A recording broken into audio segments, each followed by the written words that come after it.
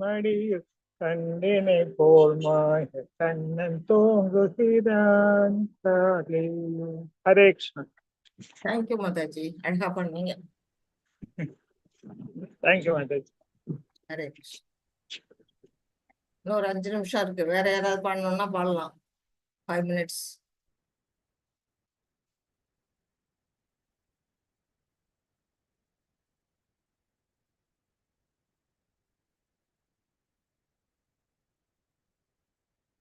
யாரோ பாட்டு. ஜெய ராத ஜெய ராத மாதவ குஞ்ச பிஹாரி ஜெய ராத மாதவ குஞ்ச பிஹாரி ஜெய கோபி ஜன வல்லபா கிரிவரதாரி ஜெய கோபி ஜன வல்லபா கிரிவரதாரி யசோதநந்தன व्रज जनरञ्जन यशोदनन्दन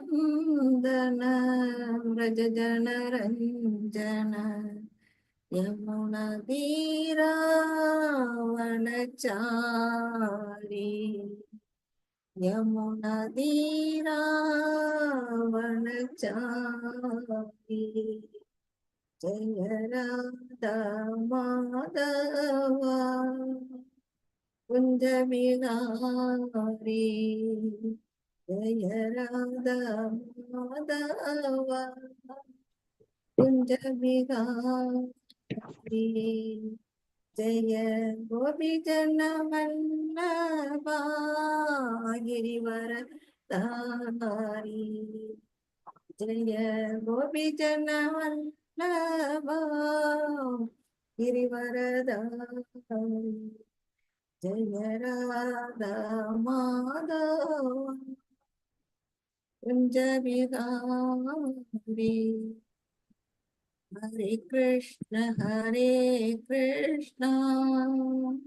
कृष्ण कृष्ण हरे हरे हरे राम राम राम हरे हरे हरे कृष्ण कृष्ण कृष्ण हरे हरे हरे राम राम राम हरे हरे हरे कृष्ण. ஹரே கிருஷ்ண மாதாஜி. மாதாஜி இன்னைக்கு மீட்டிங் இப்பதான் மீட்டிங் முடிஞ்சது மாதாஜி. மீட்டிங் முடிச்சுட்டு தான் உடனே வர மாதாஜி. Okay okay Mataji. ஆமா மாதாஜி, அப்புறம் இன்னைக்கு வந்து கிளாஸ்ல ஸ்டார்ட் பண்றதுக்கு முன்னாடி உங்ககிட்ட வந்து சொல்ல சொன்னாங்க. என்னன்னா, இந்த ஸ்லோகா ரீசைட்டேஷன் கிளாஸ் வந்து இந்த அக்ஷய தீதியில இருந்து ஆரம்பிக்குது. அதனால வந்துட்டு இப்போ இந்த பேட்ச்லயும் சரி, ஸ்லோகா ரீசைட்டேஷன் பண்றவங்க இன்ட்ரெஸ்ட் இருக்கிறவங்க அவங்களோட மொபைல் நம்பர் பேர் வந்து கொடுத்தாங்கன்னா அவங்கள நம்ம அந்த இதுல இன்க்ளூட் பண்ணிடலாம். அது ஒண்ணு மாத்த. அப்புறமேல வந்து இந்த L1க்கு அப்புறம் L2 இருக்கு இல்லைங்களா, L2 கிளாஸ் போறதுக்கு வந்துட்டு இப்போ அது வந்து இந்த நம்ம இந்த கிளாஸ் வந்து இப்போ May 1 முடியுது இல்லைங்களா.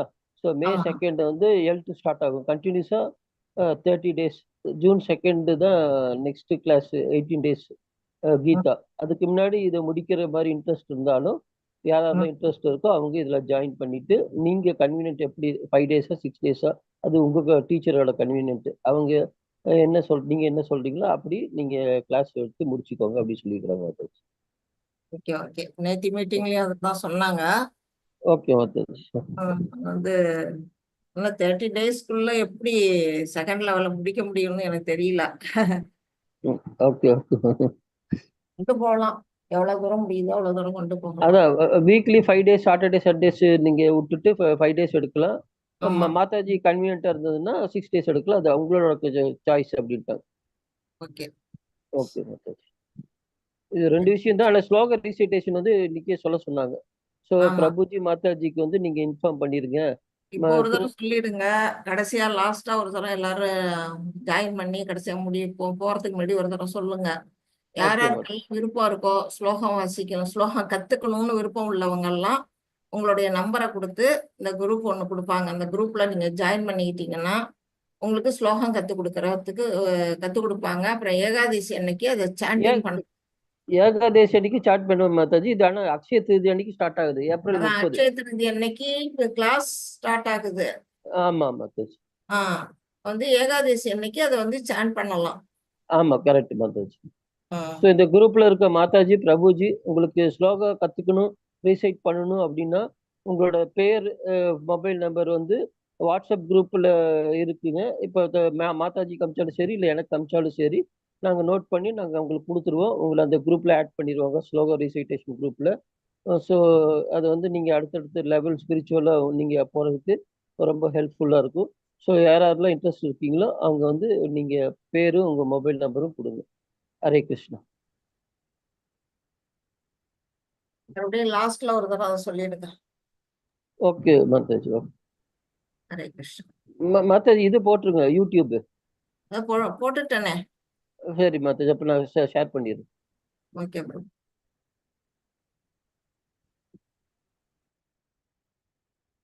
ஹரே கிருஷ்ணா மாதாஜி. ஹரே கிருஷ்ணா மாதாஜி. சொல்லுங்க மாதாஜி. ஹரே கிருஷ்ணா. வந்திருக்கேன் மாதாஜி.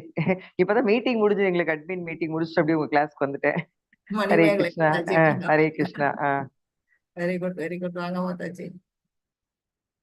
ஹரே கிருஷ்ணா. மாதாஜி. ஹரே கிருஷ்ணா மாதாஜி. ஓகே, நமக்கு 3 மணி ஆயிட்டு கிளாஸ் ஆரம்பிச்சிடலாம். இந்த 3 மணி செஷனுக்கு வந்திருக்கிற எல்லா மாதாஜி, எல்லா பிரபுஜிக்கும் நம்ம இஸ்கான் மேங்களூர் சார்பா அன்போட வரவேற்கிறேன். நாம இன்னைக்கு பார்க்க போறது அத்தியாயம் 7. இப்போ இன்னைக்கு எதுல அடி எடுத்து வைக்கிறோம்னா பக்தி யோகத்துல அடி எடுத்து வைக்கிறோம். இதுவரையிலும் நம்ம கர்மயோகம் படிச்சோம். 6 சாப்டர் வரையிலும் கர்மயோகம் படிச்சோம். இப்ப நம்ம பார்க்க போறது பக்தி யோகம். இந்த சாப்டரோட நேம் என்ன அப்படின்னா ஞான விஞ்ஞான யோகா. அதாவது பகவானுடைய முழுமையான அறிவு, பூரணத்தின் ஞானம். அதுதான் அந்த சாப்டரோட நேம். பூரணம் அப்படின்னாலே பகவான் கிருஷ்ணர் தான். ஓம் பூர்ணமத பூர்ணம் இதம் அப்படின்னு ஒரு ஸ்லோகம் இருக்கு ஈஷோபதேசத்துல. அந்த மாதிரி அவர் முழுமையானவர். அவர்கிட்ட இருந்து பிரிஞ்சு அந்த அங்க துணுக்குகள் தான் நாமெல்லாம். அவருடைய ஆற்றல்கள். விஞ்ஞானம் அப்படின்னாலே பகவானை பற்றிய அந்த விஞ்ஞானம், ஆன்மீக அறிவு பற்றியதான் சொல்லுது இந்த ஞான விஞ்ஞான யோகம்ங்கிறது. இதை பத்தி தான் நாம இன்னைக்கு படிக்க போறோம். ரொம்ப இன்ட்ரெஸ்டா இருக்கும். நீங்க எல்லாருமே கண்டினியூவா கலந்துங்க இதுல. அதுக்கு முன்னாடி நம்ம பகவானுக்கு பிரார்த்தனை பண்ணிடலாம். ஸ்ரீ ஸ்ரீ ராதா கோவிந்தா இஸ்கான் பெங்களூருக்கு நம்ம அனைவரது சார்பா நன்றியை தெரிவிச்சுக்கிறேன். ஓம் நமோ பகவதே வாசுதேவாய. ஓம் நமோ பகவதே வாசுதேவாய. ஓம் நமோ பகவதே வாசுதேவாய. ஓம் அஞ்ஞானதிமிராந்தஸ்ய ஞானாஞ்சனசலாக்கயா சக்ஷுருன்மீலிதம் யேன தஸ்மை ஸ்ரீ குரவே நமः. ஸ்ரீ சைத்தன்ய மனோபீஷ்டம் ஸ்தாபிதம் யேன பூதலே ஸ்வயம் ரூபா கதாமஹ்யம் ததாதி ஸ்வபதாந்திகம். हे कृष्णा करुणा सिंधु दीनबंधु जगत्पदे गोपेशा गोपिका कांता राधा कांता नमोस्तुते. तप्त कांचन गौरांगी राधे वृंदावनेश्वरी वृषभानुसुते देवी प्रणमामि हरिप्रिये.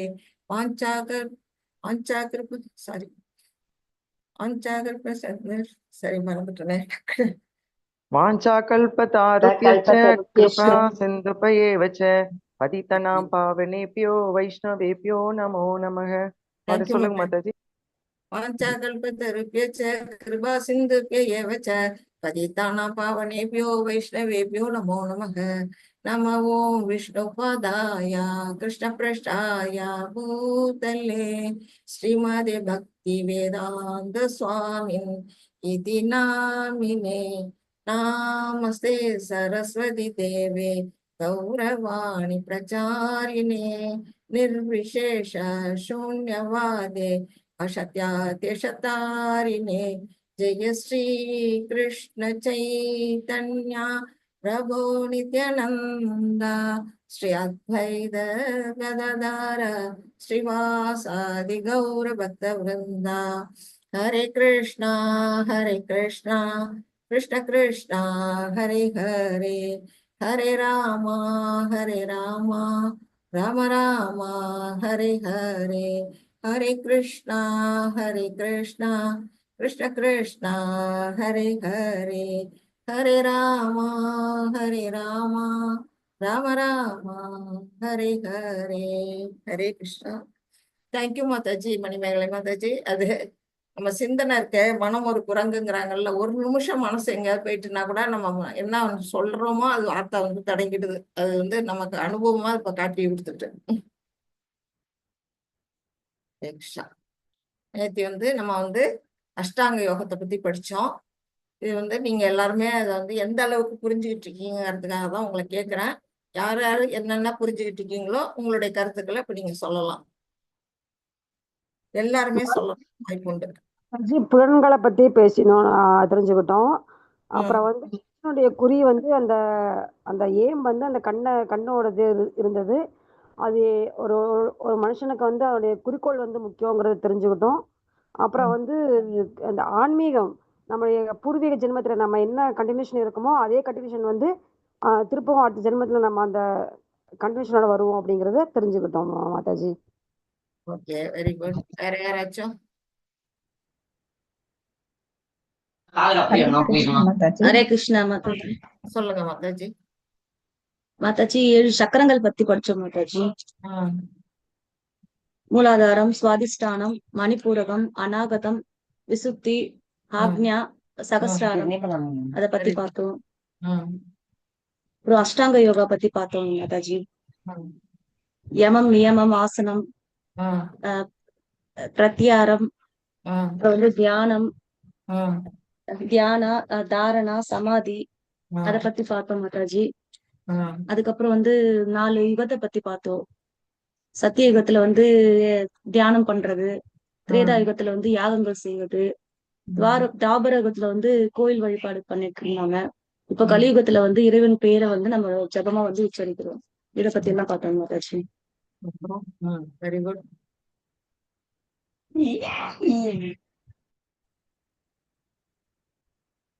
வேற என்ன ஞாபகம் இருக்கா? யோகா செய்வது வந்து ரொம்ப ரொம்ப கஷ்டம் அப்படின்னு பார்த்தோம் மாதாஜி. அது வந்து மனம், உடல் இதெல்லாம் வந்து அடக்கி இறைவனை வந்து நம்ம பார்க்க முடியும். அதுக்கு வந்து ரொம்ப டைம் ஆகும், அந்த மாதிரி பார்த்தோம் மாதாஜி. அதுக்கப்புறம் யாமம் அப்படின்னு பார்த்தோம்னா அது வந்து வெளிப்புறத்துல இருக்கிற மனம், புலன், அறிவு இதெல்லாம் வந்து புருவ மத்தியில நிறுத்தி நம்ம வந்து கவனிக்கணும் அப்படின்னு பார்த்தோம் மாதாஜி. இதுக்கெல்லாம் காரணம் வந்து ஆசை, பயம், கோபம் இதெல்லாம் இருக்குது நம்ம மனசுக்குள்ள அப்படின்னு பார்த்தோம். அதுக்கப்புறம் வந்து மனதுல வந்து நமக்கு நண்பனாவும் இருக்கு, பகைவனாவும் இருக்கு அப்படின்னு பார்த்தோம் மாதாஜி. மனசு அடக்கிறது வந்து ரொம்ப ரொம்ப கஷ்டம் அப்படின்னு பார்த்தோம். அதுக்கப்புறம் வந்து மனதை வந்து எப்பவுமே இறைவனிடத்துல இருக்கணும். எந்த ஒரு செயலும் செய்யும் போது அது வந்து பகவானுக்கு அர்ப்பணிச்சுட்டு செய்யணும் அப்படின்னு பார்த்தோம். அதுக்கப்புறம் வந்து யோகான்றது வந்து ஃபர்ஸ்ட் ஒரு முதல் படிதான் அப்படின்னு பார்த்தோம் மாதாஜி. அதுக்கப்புறம் அர்ஜுனன் வந்து கிருஷ்ணர் கிட்ட சொல்றாருன்னு நினைக்கிறேன். அது வந்து சாப்பிட்ற பொருள் வந்து அதிகமாவோ இல்ல தூக்கம் வந்து அதிகமாவோ குறைவாவோ இதெல்லாம் வந்து இருக்கக்கூடாது அப்படின்னு, அளவா இருக்கணும் அப்படின்னு சொல்றாங்க மாதாஜி. Super super. எல்லாரும் நல்லா புரிஞ்சுக்கிட்டு இருக்கீங்க, கரெக்டா சொல்லிட்டீங்க எல்லாருமே. அதுதான் நம்ம நேத்தி பார்த்தது. அஷ்டாங்க யோகாவில் என்னென்ன படிநிலைகள்லாம் இருக்கு. அந்த யோகத்துக்கு முன்னேறணும்னா அந்த சகசிராகாரம்ங்கிறது மாதாஜி சொன்னாங்க, 7 சக்கரங்கள். அது ஒவ்வொரு சக்கரத்துல இருந்தும் அந்த உயிர் சக்தியை மேல மேல எழுப்பி அந்த சகசிராகாரம் கொண்டு வர வரையிலும் அவங்களுக்கு வந்து ஒரு 7 வருடம் கிட்டத்தட்ட ஆகும். அப்போ வந்து அத்தனை வருடங்கள் வந்து ஒரு யோகியால அந்த தியான நிலையில உட்கார முடியுமான்னா ரொம்ப ரொம்ப கடினம். அது வரையிலும் அவங்களுடைய மனசு, உடம்பு, புலன் எல்லாத்தையும் அவங்க வந்து கட்டுப்பட்டு அதுல உட்கார்ந்துருக்கணும், கட்டுப்படுத்தி. அப்புறம் அந்த இடத்துக்கு வந்து அது வந்து எப்படிப்பட்டதுன்னா ஈஸியா செய்யக்கூடிய இந்த பக்தி யோகத்தை விட இது வந்து ரொம்ப கடினமானது அப்படிங்கறத பகவான் எடுத்து சொன்னாங்க. அடுத்தது வந்து அதோடைய நிலைகள் இப்ப மாதாஜி சொன்னாங்க, யமா, நியமா, தாரணா, பிரத்யாகாரா, பிராணாயாமான்னு. அந்த நிலைகள் 8 அங்கங்கள், அது யோகாசனத்தோட 8 அங்கங்கள் பத்தியும் நம்ம படிச்சோம். அதுக்கு எப்படி வெளிப்புற பண்புகள்னா, நம்ம வந்து எப்படி அந்த இடத்த வந்து தூய்மைப்படுத்துற அந்த சுத்தமான இடத்த தேர்ந்தெடுத்து அந்த இடத்துல உட்காரணும். அப்புறம் நம்மளுடைய மனம், புலன்கள், அந்த உடல் எல்லாத்தையும் கட்டுப்பாட்டுல உட்கார வைக்கணும். ஆசனா அப்படிங்கிறது வந்து எப்படி ஆசனம் அமைக்கணும்னா, ஒரு நதிக்கரையோரமா உயரமா இல்லாம கீழே தாழ்வா இல்லாம ஒரு மீடியமான சைஸ்ல கீழே தர்ப்பப்புல்ல பரப்பி அது மேல மான் தோல் விரிச்சு அது மேல ஒரு மெல்லிய பட்டு துணியை விரிச்சு அந்த மாதிரி ஒரு ஆசனம் அமைச்சு உட்காரணும். அப்புறம் மூச்சு பயிற்சி பிராணாயாமா பண்ணணும். அப்புறம் பிரத்யாகாரா, அப்புறம் வந்து தாரணா. அந்த உள்முகமா அந்த எல்லாத்தையும் திருப்பணும். நம்மளுடைய கவனங்கள் எல்லாம் எப்படி செய்யணும், உள்ளுக்குள்ள திருப்பணும். வெளியில என்ன நடக்குதுங்கிறத நம்ம வந்து பார்க்க கூடாது. அதுக்குதான் வந்து என்ன சொல்றாங்க, அந்த பார்வையை வந்து 2 புருவங்களுக்கு நடுவுல அந்த இடத்துல கொண்டு போய் நிறுத்தணும் அப்படிங்கிறதுக்கே வந்து என்ன செய்யறது, கவனத்தை ஒருமுகப்படுத்துறதுக்காக தான் அந்த செயலை செய்யறாங்க. அந்த மாதிரி செஞ்சதுக்கு அப்புறம் தியான நிலையில போய் கடைசி ஸ்டேஜ் தான் வந்து சமாதி நிலை. சமாதி நிலை யார் ஒருத்தவங்க இருக்கிறாங்களோ அவங்களை சுற்றி என்ன நடக்குதுங்கிறது அவங்களுக்கு வந்து எதுவுமே தெரியாது. அதுல வந்து அவங்க நாட்கணக்குல இருக்கலாம், மாச கணக்குல இருக்கலாம், வருஷ கணக்குல கூட சில பேர் இருப்பாங்க சமாதி நிலையில.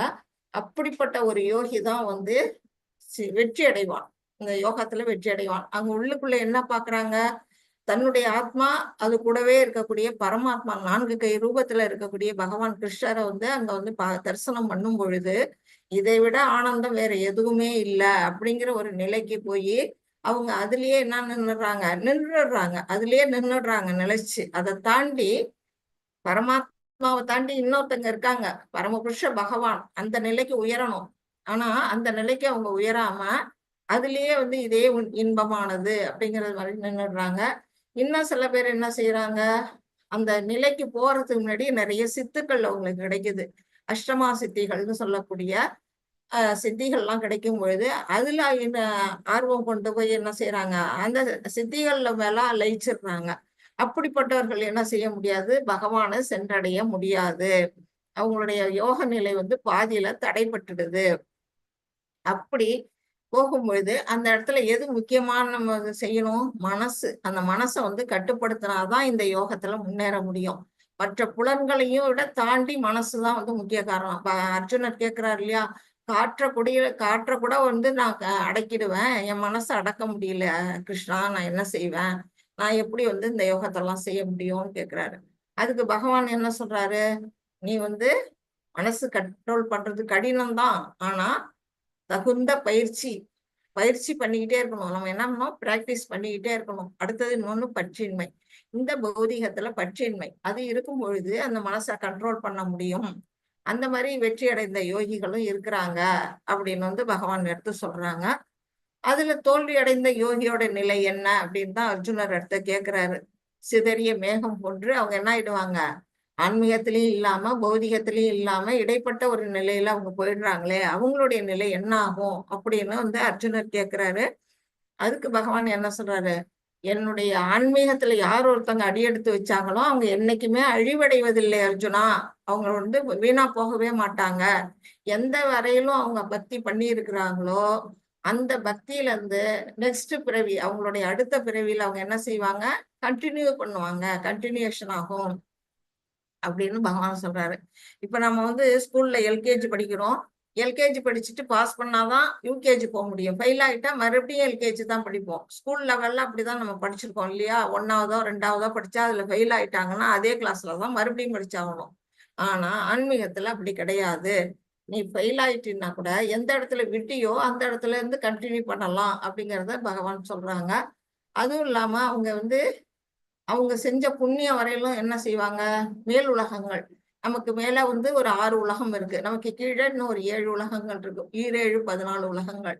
அந்த மேல இருக்கக்கூடிய அந்த 6 உலகங்கள்ல போய் அவங்க என்ன செய்வாங்க, இந்த புண்ணிய பலன்கள் எல்லாம் அனுபவிப்பாங்க. அங்க அனுபவிச்சுட்டு திரும்பவும் ஜட உலகத்துக்கு பிறவி எடுத்து வருவாங்க. பிறவி எடுத்து வரும் பொழுது எப்படி பிறவி எடுப்பாங்கன்னா, ஒரு நல்ல ஒரு செல்வந்தருடைய குடும்பத்துல பிறக்கிறதுக்கான வாய்ப்பு இருக்கும். அதுக்கு உதாரணமா நான் வந்து கூரத்தாழ்வார உங்களுக்கு சொன்னேன். அவர் வந்து வசதி படைச்ச இடத்துல இருந்தனால பொருள் சம்பாதிக்க வேண்டிய அவசியம் இல்லை, பகவானோட பக்தி தொண்டுல அவர் முழுக்க ஈடுபட்டாரு. அந்த மாதிரி போகலாம். இல்லையா அடுத்தது வந்து ஒரு ஆன்மீகி, சிறந்த ஒரு பிராமண குடும்பத்துல, இயற்கையிலேயே வந்து ஆன்மீகமான ஒரு குடும்பத்துல அவங்க வந்து பிறவி எடுக்கலாம். அப்படிப்பட்ட பிறவி வந்து மிகவும் அரிதானது அப்படின்னு பகவான் வந்து சொல்லியிருப்பாங்க. நம்ம ஸ்ரீல பிரபுபாதா நம்ம புஸ்தகத்தை எழுதின அந்த பிரபுபாதா வந்து அந்த மாதிரி நிலையில தான் அவங்க பிறந்திருக்கிறாங்க. ஒரு சிறந்த ஒரு பிராமண குடும்பம், வைதிகமான குடும்பம். அதனாலதான் அவங்க 5 வயசுலயே என்ன செஞ்சாங்க, ரத யாத்திரை பண்ணாங்க. அப்படி ஒரு உயர்ந்த நிலையில, உயர்ந்த பிராமண குடும்பத்துல இயற்கையா வந்து அவங்க வந்து இந்த ஆன்மீகத்துல அவங்களால ஈடுபட முடியும் அப்படிங்கிறத நம்ம வந்து பார்த்தோம். அப்புறம் யோகங்கள்ல எது உயர்ந்த யோகம் அப்படிங்கிறதையும் நம்ம படிச்சோம். பாத்தீங்கன்னா கர்ம யோகம் பார்த்தோம், ஞான யோகம் படிக்க போறோம், அப்புறம் அஷ்டாங்க யோகம் படிச்சுட்டு இருக்கோம், அடுத்தது பக்தி யோகம். இது எல்லாமே வந்து எங்க கொண்டு விடும் அப்படின்னா பகவான்கிட்ட தான் கொண்டு விட போகுது. அது எப்படி உதாரணம்னா, நமக்கு ஒரு லிஃப்ட்டும் ஒரு மாடிப்படியும் காட்டியிருந்தாங்க. லிஃப்ட்ல போறது தானே எல்லாரும் விரும்புவாங்க, மாடிப்படி கஷ்டப்பட்டு யார் விரும்புவா?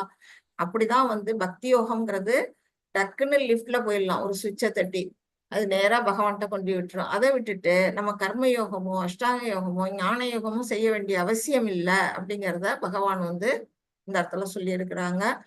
இந்த ஹரே கிருஷ்ணா மகாமந்திரத்தோட மகிமையும் நம்ம நேத்தி பார்த்தோம். வேதங்கள்ல எல்லாம் அதோட மகிமை வந்து எவ்வளவு அழகா சொல்லப்பட்டிருக்குங்கிறத நம்ம பாகவதம், சைத்தன்ய சரிதாமிருதம், அப்புறம் உபனிஷத்துக்கள் அதுல இருந்தெல்லாம் நம்ம ரெஃபர் பண்ணி நேத்தி நல்லா படிச்சோம்.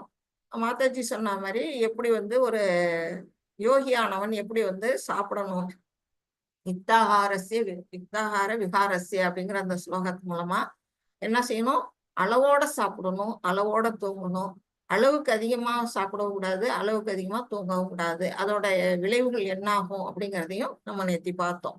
இது எல்லாமே நம்ம வந்து நேத்தி 6th சாப்டர்ல பார்த்துட்டோம். இன்னைக்கு நம்ம பார்க்க போறது 7th சாப்டர் பக்தி யோகத்துடைய முதல். பதஞ்சலி பார்த்தோம் இல்லையா மாதாஜி? பதஞ்சலி அந்த ஆதிசேஷன் இல்லையா, அந்த பதஞ்சலி வந்து யாரு, ஆதிசேஷனுடைய அவதாரம்னு உங்களுக்கு சொன்னேன் இல்லையா? அவருதான் வந்து என்ன சொன்னாரு, நமக்கு வந்து இந்த அஷ்டாங்க யோகத்தை நம்ம மக்களுக்கு வந்து கொடுத்துட்டு போயிருக்கிறாரு அப்படிங்கிற வரையிலும் நம்ம நெத்தி படிச்சோம். தேங்க்ஸ் ஹரே கிருஷ்ணா. இந்த மாதிரி நிறைய பார்த்தாச்சு. இன்னைக்கு நம்ம பக்தி யோகம் பார்க்க போறோம். இது 7th சாப்டர் ஞான விஞ்ஞான யோகா, பகவானுடைய அந்த பூரணமான அறிவு. இந்த சாப்டர்லயும் பாத்தீங்கன்னா நிறைய பகவானுடைய அவர்கிட்ட இருக்கக்கூடிய வைபவங்கள் பத்தி நம்ம படிக்க போறோம். இந்த சாப்டர்ல இருந்து ஆரம்பிக்குது அவருடைய வைபவங்கள். 9th சாப்டர்ல கொடுத்திருப்பாங்க. 10th சாப்டர்ல ஃபுல் அண்ட் ஃபுல்லா அவருடைய வைபவங்களை தான் படிப்போம். அதை கண்கூடா 11th சாப்டர்ல என்ன பண்ணுவோம், கண்கூடா விஸ்வரூப தரிசனமா நம்ம தரிசனம் பண்ண போறோம். 12th சாப்டர்ல பக்தி யோகத்தோட டிவோஷனல் சர்வீஸ் அது எப்படி எல்லாம் பண்ணலாம் அப்படிங்கறதெல்லாம் படிக்க போறோம். இந்த 7ல இருந்து 12 வரையிலும் இருக்கக்கூடிய பக்தி யோகம் இது வந்து எப்படின்னா ஒரு பலாச்சலை வந்து பலாப்பழம் எப்படி இருக்கு, மேல வந்து முள்ளு முள்ளா இருக்கு. அந்த முள்ளுக்குள்ள உரிச்சு அதை எடுத்தாதான் உள்ளுக்குள்ள இருக்க அந்த இனிமையான அந்த சுவைகளை வந்து நம்ம வந்து சாப்பிட முடியும். எல்லாருக்குமே உங்களுக்கு தெரியும் பலாச்சுளை எவ்வளவு இனிமையானது, யாரும் பிடிக்காதவங்களே இருக்க மாட்டாங்க. ஆனா அது மேல வந்து எப்படி இருக்கு, கரடு முரடா அது வந்து தோல் வந்து இருக்குது, முள்ளு முள்ளா இருக்குது. அது மாதிரிதான் பக்தி யோகத்துக்கும் ஞான யோகத்துக்கும் நடுவுல அந்த பழத்தோட மேல் தோல் மாதிரி உள்ளுக்குள்ள இருக்க சுவை, அந்த பலாச்சுளையோட சுவையா எது இருக்கு அப்படின்னா இந்த பக்தி யோகம் இருக்கு அப்படிங்கிறத நம்ம பார்க்க போறோம், படிக்க போறோம். இதோட ஷார்ட் சம்மரிங்க கொடுத்துருக்குறாங்க, ஓவர் வியூ, அதை நம்ம பார்த்துடலாம். 7.1ல இருந்து 3 வரையிலும் உள்ள ஸ்லோகங்கள்ல வந்து கிருஷ்ணா பற்றிய அறிவின் மகிமை. அவர்கிட்ட வந்து எல்லையற்ற ஆற்றல்கள் இருக்குது. முக்கியமான ஒரு 3 ஆற்றல்கள், அந்தரங்க சக்தி, பகிரங்க சக்தி, நடுத்தர சக்தின்னு அந்த 3 விதமான சக்திகள் இருக்கு. அந்த 3 தானா அவருடைய சக்திகள்லாம் இல்ல, அவருக்கு அளப்பரிய ஆற்றல் சக்திகள் இருக்குது. ஆனா இந்த 3 சக்திகளை கொண்டுதான் அவர் என்ன பண்றாரு, உயிர்வாழிகளை வந்து இப்ப நம்மளெல்லாம் படைக்கிறாரு, இந்த பிரபஞ்சத்தெல்லாம் படைக்கிறாரு. அந்த சக்தி அவருடைய அந்த அறிவின் மகிமையை பத்தி நம்ம அதுல படிக்க போறோம். அப்புறம் 7.4ல இருந்து 12 வரையிலும் உள்ள ஸ்லோகங்கள்ல பகவான் கிருஷ்ணர் ஆற்றல் பற்றிய அறிவு, அவர்கிட்ட என்னென்ன ஆற்றல்கள் இருக்குது, அவர் அதை வச்சுட்டு நமக்கு எப்படியெல்லாம் வந்து நமக்கு ஹெல்ப் பண்றாரு அப்படிங்கிற அவருடைய ஆற்றல்கள் பத்தி நம்ம படிக்க போறோம். அதை வச்சு நம்ம இந்த நம்ம பௌதிக வாழ்க்கையில நம்ம அதை வந்து உணர போறோம், எப்படியெல்லாம் அவரை நம்ம உணரலாம் அப்படிங்கிறது. நீங்க பாத்தீங்கன்னா இப்ப வந்து கருமேகம் வானத்துல வந்து மழை காலத்துல பார்த்தீங்கன்னா மேகம் கருகருன்னு வரும். அந்த மேகத்தை பார்த்தா பகவானுடைய நிறம் நமக்கு ஞாபகம் வரும். மயிலை பார்த்து மயில் தோகையை பார்த்தாலே உடனே அவர் தலையில் அணிஞ்சிருக்கக்கூடிய அந்த மயில் பீலியை நமக்கு ஞாபகப்படுத்தும். அந்த மாதிரி நம்ம இந்த பௌதிகத்துல ஒண்ணுலயும் நம்ம வந்து இறைவனை வந்து எப்படி எல்லாம் தரிசனம் பண்ணலாம் அப்படிங்கறத நம்ம அதுல பார்க்க போறோம். அடுத்து 7.13 இருந்து 19 வரையிலும் உள்ள ஸ்லோகங்கள்ல பகவான் கிருஷ்ணரிடம் சரணடைதல், பகவான்கிட்ட வந்து எப்படியெல்லாம் யாரெல்லாம் சரணடைகிறாங்க, 4 விதமான நல்லோர்கள், 4 விதமான துஷ்டர்கள். அவங்க வந்து துஷ்டர்கள் என்ன செய்ய மாட்டாங்க, பகவான்கிட்ட சரணடைய மாட்டாங்க. அவங்க வந்து என்னைக்குமே சரணடைய மாட்டாங்க. அவங்கள பத்தி நம்ம படிக்க போறோம். 4 விதமான நல்லோர்கள் எப்படியெல்லாம் எதனாலெல்லாம் வந்து அவங்க சரணடைகிறாங்க, எந்த வழியில அப்படிங்கிறதையும் நம்ம வந்து பார்க்க போறோம். கடைசியா 7.20 இருந்து 25 உள்ள ஸ்லோகங்கள்ல தேவ மற்றும் தேவி வழிபாடு வந்து தேவர்களை நம்ம வழிபாடு பண்றோம்னா டெமிகாட்ஸ் அப்படின்னு சொல்லக்கூடிய நம்ம தேவி வந்து துர்கா தேவி, பார்வதி தேவி அப்படின்னு தேவிமார்கள், அப்புறம் வந்து நம்ம முருகன், சிவபெருமான், பிரம்மா, சூரியன் அப்படின்னு தேவர்கள். அந்த மாதிரி தேவர்கள் எல்லாம் வழிபாடு பண்றது எந்த வழியில கரெக்டா தவறா, அதனால வரையக்கூடிய விளைவுகள் இதெல்லாம் நம்ம வந்து படிக்க போறோம். இப்ப நம்ம சாப்டருக்குள்ள போலாம். ஹரே கிருஷ்ணா. இன்னைக்கு எனக்கு யாரு ஸ்லோகம் வாசிக்கிறீங்க?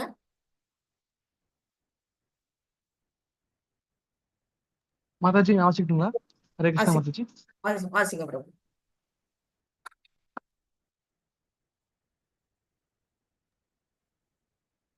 ஸ்ரீ பகவான் உவாச்ச மயி யசக்த மனாஹ பார்த்த யோகம் யுஞ்சன் மத் ஆஸ்ரயஹ அசம்சயம் சமக்ரம் மாம் யுதா ஞாஸ்யசி தச் ஸ்ருணு.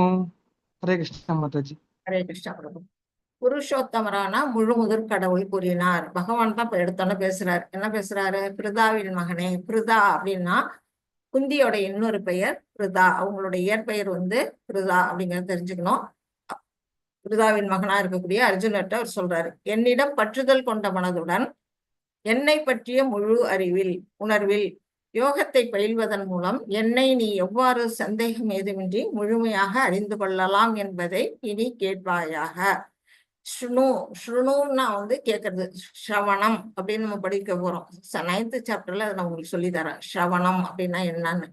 அதாவது பகவான் என்ன சொல்றாரு, பகவானுடைய பகவான் மேல எப்படி பற்று கொண்ட மனசை நம்ம வைக்கணும், அதனாலதான் வந்து எப்படி உணர முடியும், பகவானை நாம உணர முடியும். நாமளா வந்து பகவானை உணர்றதுங்கிறதெல்லாம் ஏட்டுக்கல்வியால வந்து என்ன பண்ண முடியாது, ஒண்ணும் பண்ண முடியாது. இறைவனை நம்ம உணரணும், அவருடைய ஆற்றல்களை பத்தி தெரிஞ்சுக்கணும்னா அவர் மேல நம்ம முதல்ல பற்று வைக்கணும். அந்த மாதிரி பற்று வச்சு அவரோட நம்ம வந்து என்ன செய்யணும், யோகம் பயில்வதுன்னா இப்ப நம்ம படிச்சுட்டு இருக்கோம் இல்லையா, பக்தி யோகம். அந்த மாதிரி ஒரு யோகத்தை பயில்வதன் மூலம் என்ன செய்ய முடியும், சந்தேகம் ஏதுமின்றி எந்தவித டவுட்டும் இல்லாம பகவானை பத்தி முழுமையா நம்மளால தெரிஞ்சு கொள்ள முடியும். அதை நீ வந்து என்னகிட்ட இருந்தே கேளு அப்படின்னு வந்து பகவான் சொல்றாங்க. 2 படிங்க பிரபு.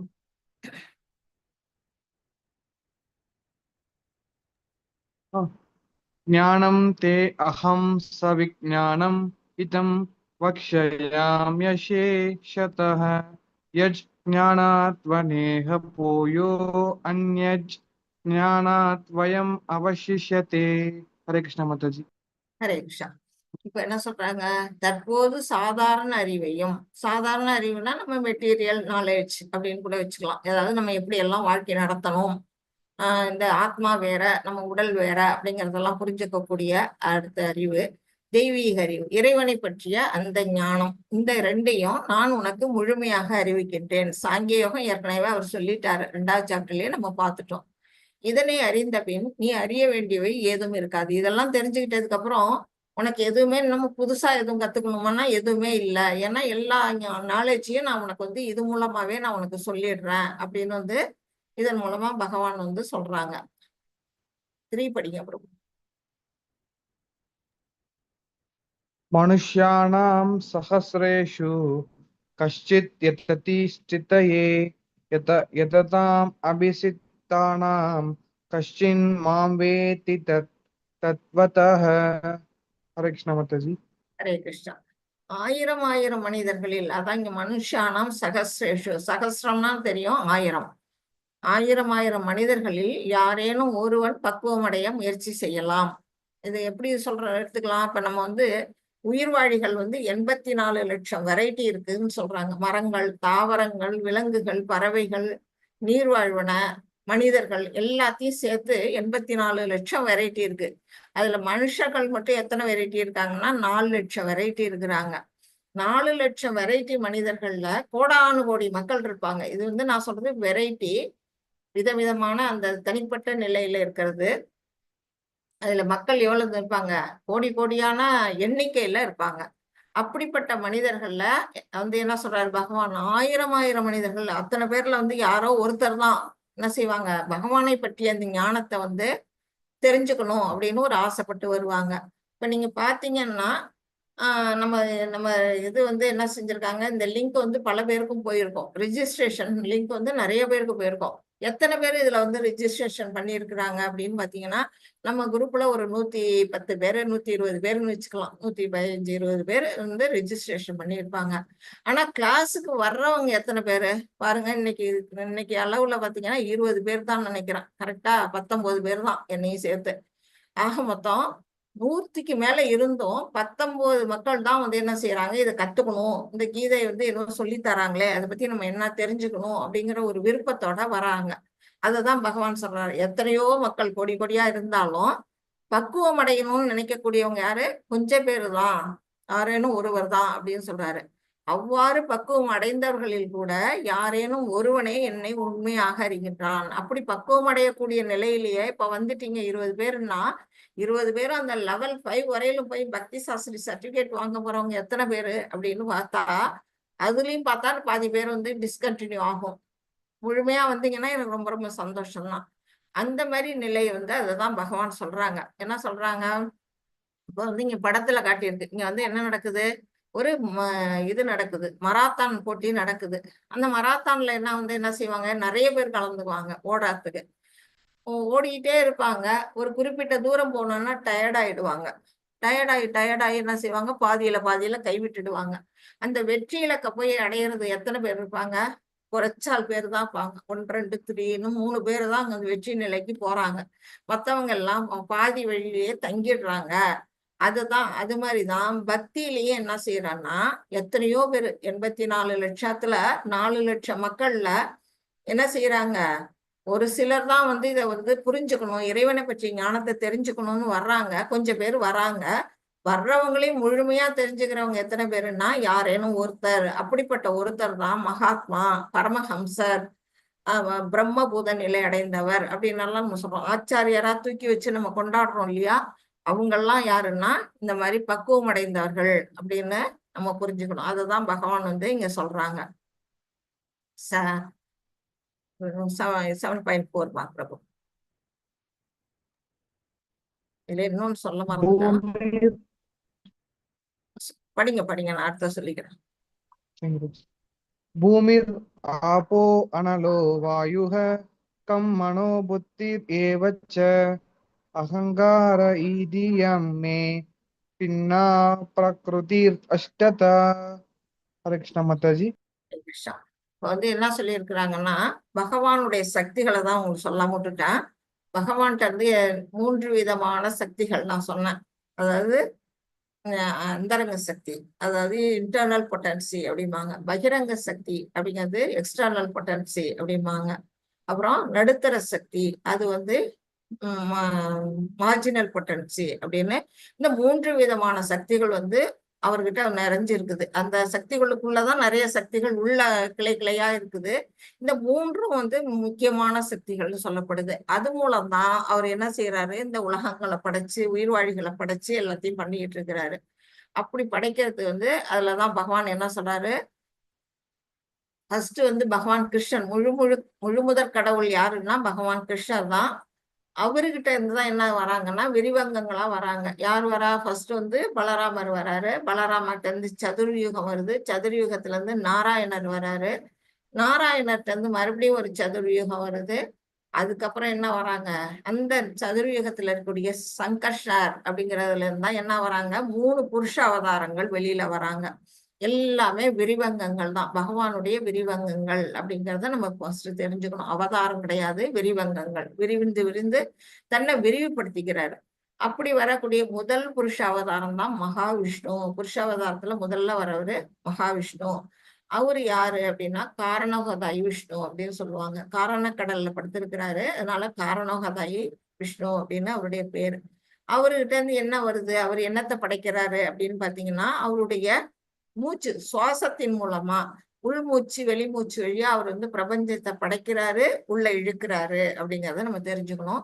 அவருடைய மயிர்கால்கள், அதாவது நம்மளுடைய ரோமா கால்கள்லாம் இருக்கு இல்லையா உடல்ல, அந்த மயிர்கால்கள் வழியா வந்து பிரபஞ்சங்கள்லாம் வெளியில வருது, பால் பாலா வெளியில வருது. அது வந்து அந்த ஜட பிரபஞ்சத்தை படைக்கிறார்ல, அதுதான் மகத்தத்துவா அப்படின்னு வந்து சொல்லப்படுது. எல்லா ஜட சக்திகளும் அதுக்குள்ள இருக்கு. இந்த பாத்தீங்க சொல்றாருல, நிலம், நீர், நெருப்பு, காற்று, ஆகாயம், மனம், புத்தி, அகங்காரம், இந்த 8ம் சேர்ந்ததே எனது பிரிந்த ஜட சக்திகளாகும் அப்படின்னு சொல்றாரு இல்லையா. இதுதான் அவர்கிட்ட இருந்து வர இந்த மகத்தத்துவத்துக்குள்ள இருக்கக்கூடிய இந்த சக்திகள் 8ம். இந்த 8ம் வந்து அதுக்குள்ள இருக்குது. இந்த 8ல இருந்து மறுபடியும் விரிவடையும். அதுக்குள்ள இருந்து மறுபடியும் என்ன வரும், 24 மூலகங்கள் வெளியில வருது. 24 மூலகங்கள் பத்தி நம்ம வந்து 13 சாப்டர்ல நம்ம படிக்க போறோம். அதனால அதை இங்க பார்க்க வேண்டாம். அந்த 24 மூலக்கூறுகள் வழியாதான் ஒவ்வொரு உடலும் நமக்கு உற்பத்தி வருது அப்படிங்கிறத நம்ம படிப்போம். இப்படி பகவான்கிட்ட இருந்து என்ன வருது, இந்த இதுல இருந்து 5 வந்து ஸ்தூலம், நிலம், நீர், நெருப்பு, காற்று, ஆகாயம் வந்து ஸ்தூல சக்தி அப்படின்னு தெரியும்.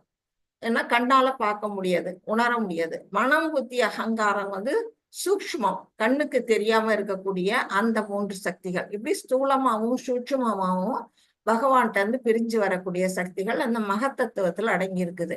இப்ப மகத்தத்துவம் வந்துருச்சு, பிரபஞ்சங்கள் வந்து உருவாகுது.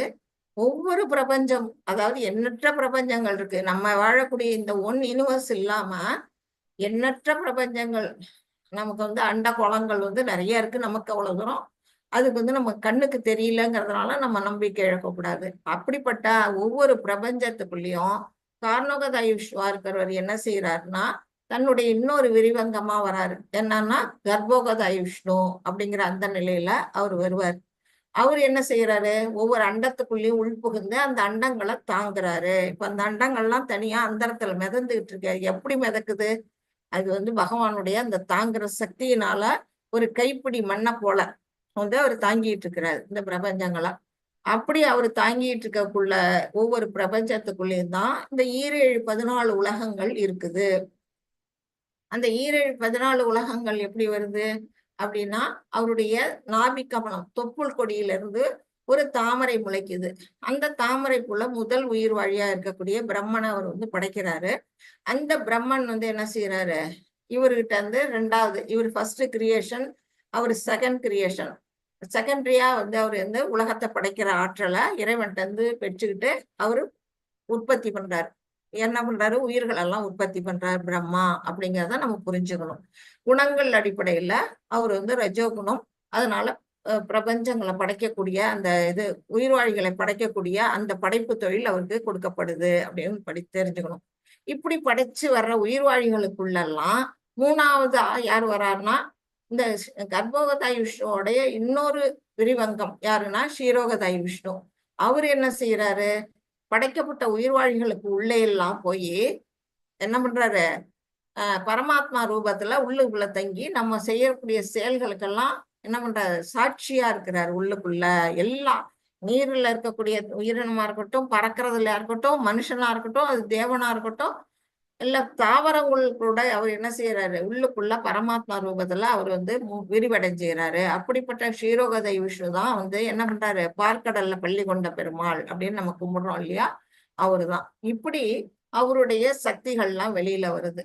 இப்ப அவருடைய இந்த இந்த 3 புருஷ அவதாரங்களும் எப்படின்னா அவருடைய அந்தரங்க சக்தி மூலமா வெளியில வருது. அவருடைய அந்தரங்க சக்தி இது வந்து. அடுத்தது இந்த பிரபஞ்சத்தை படைக்கிறாரு, அவர்கிட்ட இருந்து மகத்தத்துவம் வெளியில வந்து இந்த பிரபஞ்சங்கள்லாம் வெளியில வருது. அது எந்த சக்தினா பகிரங்க சக்தி அப்படிங்கிறத நம்ம புரிஞ்சுக்கணும். 3வது உயிர்வாழிகள்லாம் வர்றோமே, பலதரப்பட்ட உயிர்வாழிகளும் வந்திருக்கிறோம் இல்லையா, அந்த உயிர்வாழிகள்லாம் வந்து எந்த சக்தி நாமெல்லாம் அப்படின்னா ததா சக்தி, நடுத்தர சக்தி. ஏன் வந்து நமக்கு நடுத்தர சக்தி அப்படின்னு சொன்னா, நாம என்ன செய்வோம், ஒரு நேரம் ஆன்மீகத்துல இருப்போம், நம்ம மனசு அப்படி சில நேரம் என்ன பண்ணுவோம், பௌதீகத்துல ஈடுபடுவோம். நமக்கு வந்து ரெண்டுலயும் வந்து நிலைச்சிருக்க மாட்டோம். நம்ம மனசு வந்து எப்படிப்பட்டது அப்படின்னா, இங்க கண்ணால பாக்குறதுல நம்ம அட்ராக்ட் ஆகக்கூடியவங்க. இறைவனை நம்ம கண்ணால பார்க்கல, அதனால வந்து அவ்வளவு தூரம் அட்ராக்ஷன் ஆகாது. இந்த ஆன்மீகத்தெல்லாம் படிச்சாதான் வந்து அதோட உண்மை தெரிஞ்சாதான் பகவான் மேல ஈடுபாடு அதிகமா வரும். இல்லைன்னா நம்ம இங்க உலகத்துல அனுபவிக்கக்கூடிய இந்த மாதிரி விஷயங்கள்ல நம்ம மனசு ஈடுபடும் பொழுது நம்ம என்ன பண்றோம், பௌதீகத்துல ஈடுபடுறோம். இல்ல இப்ப வந்து அது புரிஞ்சுக்கிட்டு இறைவனை புரிஞ்சுக்கிட்டு வர்றவங்க ஆன்மீகிகளா வர்றாங்க. இப்படி இரண்டுக்கும் நடுவுல நம்ம சிக்கிக்கிட்டு இருக்கோம். மதில் மேல் பூனை சொல்லுவாங்க, கேட்டான் அந்த வாழ்னு. அது எந்த நேரம் எந்த பக்கம் வேணா குதிக்கும். அது மாதிரிதான் நம்ம பௌதிகத்திலயும் விழுவோம், ஆன்மீகத்திலயும் விழுவோம். அப்படிங்கிறதுனாலதான் நம்ம நடுத்தர சக்தியில இருக்கிறோம். இது எல்லாமே இறைவனுடைய அறிவு, இறைவனுடைய பகவான் கிருஷ்ணரை பற்றிய ஞானம் அப்படிங்கிறத நம்ம வந்து புரிஞ்சுக்கணும். 5 படிங்க பிரபு.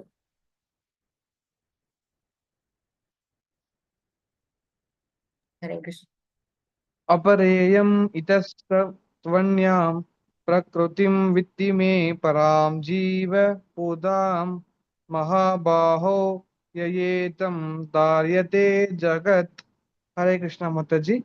ஹரே கிருஷ்ணா. மகாபாகோ, மகாபாகோன்னா என்ன? பலம் பொருந்திய புயங்களை உடைய அர்ஜுனா அப்படின்னு கூப்பிடுறாரு. அவரை கூப்பிட்டு என்ன சொல்றாரு, இதற்கு அப்பால் என்ன இருக்கு, என்னுடைய உயர்ந்த சக்தி ஒன்று உள்ளது. இப்ப வந்து இத பௌதிக உலகத்தை படிச்சு இப்ப 8 சக்திகளை பத்தி படித்தோம். நிலம், நீர், நெருப்பு, காற்று, ஆகாயம் மற்றும் மனம், புத்தி, அகங்காரம். இது 8ம் ஜட சக்திகள். அந்த ஜட சக்திகள் எப்படிப்பட்டது? தாழ்ந்த இயற்கை சார்ந்தது அப்படின்னு ஒரு பகவான் சொல்றாங்க.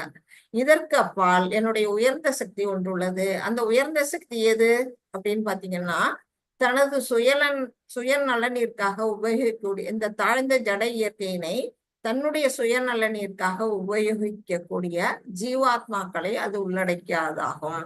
நாமெல்லாம் என்ன செய்யறோம், நம்மளோட பயன்பாட்டுக்கு இந்த இயற்கையை பயன்படுத்துறோம். நம்ம வந்து இந்த மண்ணை கொத்துறோம், வீட்டை வந்து அந்த இடத்துல இடிச்சு வீடை கட்டுறோம். இந்த இயற்கையை வந்து நம்ம நாசம் பண்ணிக்கிட்டு இருக்கோம். ஆக்சுவலா மரத்துல இருக்க வந்து காடா இயற்கை வனமா இருந்த இடத்தெல்லாம் வந்து அழிச்சு நம்ம நிலமாக்கிறோம்.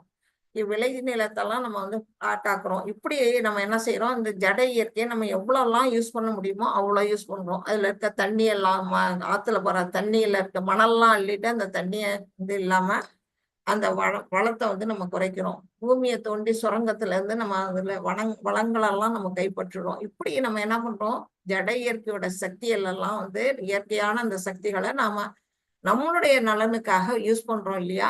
அப்படிப்பட்ட ஜீவாத்மாக்கள் தான் எது உயர்ந்த சக்தி, வந்து சுப்பீரியர் சக்தி அப்படின்னு ஒரு பகவான் சொல்றாரு. சுப்பீரியர்ல நாம இருக்கிறோம். இது வந்து ஜட இயற்கை எதுல இருக்குது, அந்த இதுல இருக்குது, தாழ்ந்தா ஜட இயற்கையா இருக்குது. இன்ஃபீரியர் பொட்டன்சி அப்படிங்கிறது இதுல சொல்லிடுறாங்க. இதுல வந்து பாத்தீங்கன்னா இங்க பகவான் இருக்கிறாரு. இங்க ஏகப்பட்ட விலங்கினங்கள், யானைகள், ஒட்டை சிவிங்கி, அப்புறம் இந்த மாதிரி சிங்கம், புலி, நாய், மனிதர்கள் எல்லாரும் இருக்காங்க. எல்லாருக்குள்ளேயும் யாரு இருக்கிறா அப்படின்னா இங்க பகவானுடைய ஆற்றல். இங்க வந்து பாருங்க, உங்களுடைய இதயத்துக்குள்ள யாரு இருக்கிறான்னா பகவான் வந்து பரமாத்மா ரூபத்துல, ஸ்ரீரோகதாய் விஷ்ணுங்கிறவர் தான் பரமாத்மா ரூபத்துல நம்முடைய உள்ளத்துக்குள்ள உரைகிறார் அப்படிங்கிறத இங்க காட்டியிருக்கிறாங்க. 6 and 7 படிங்க.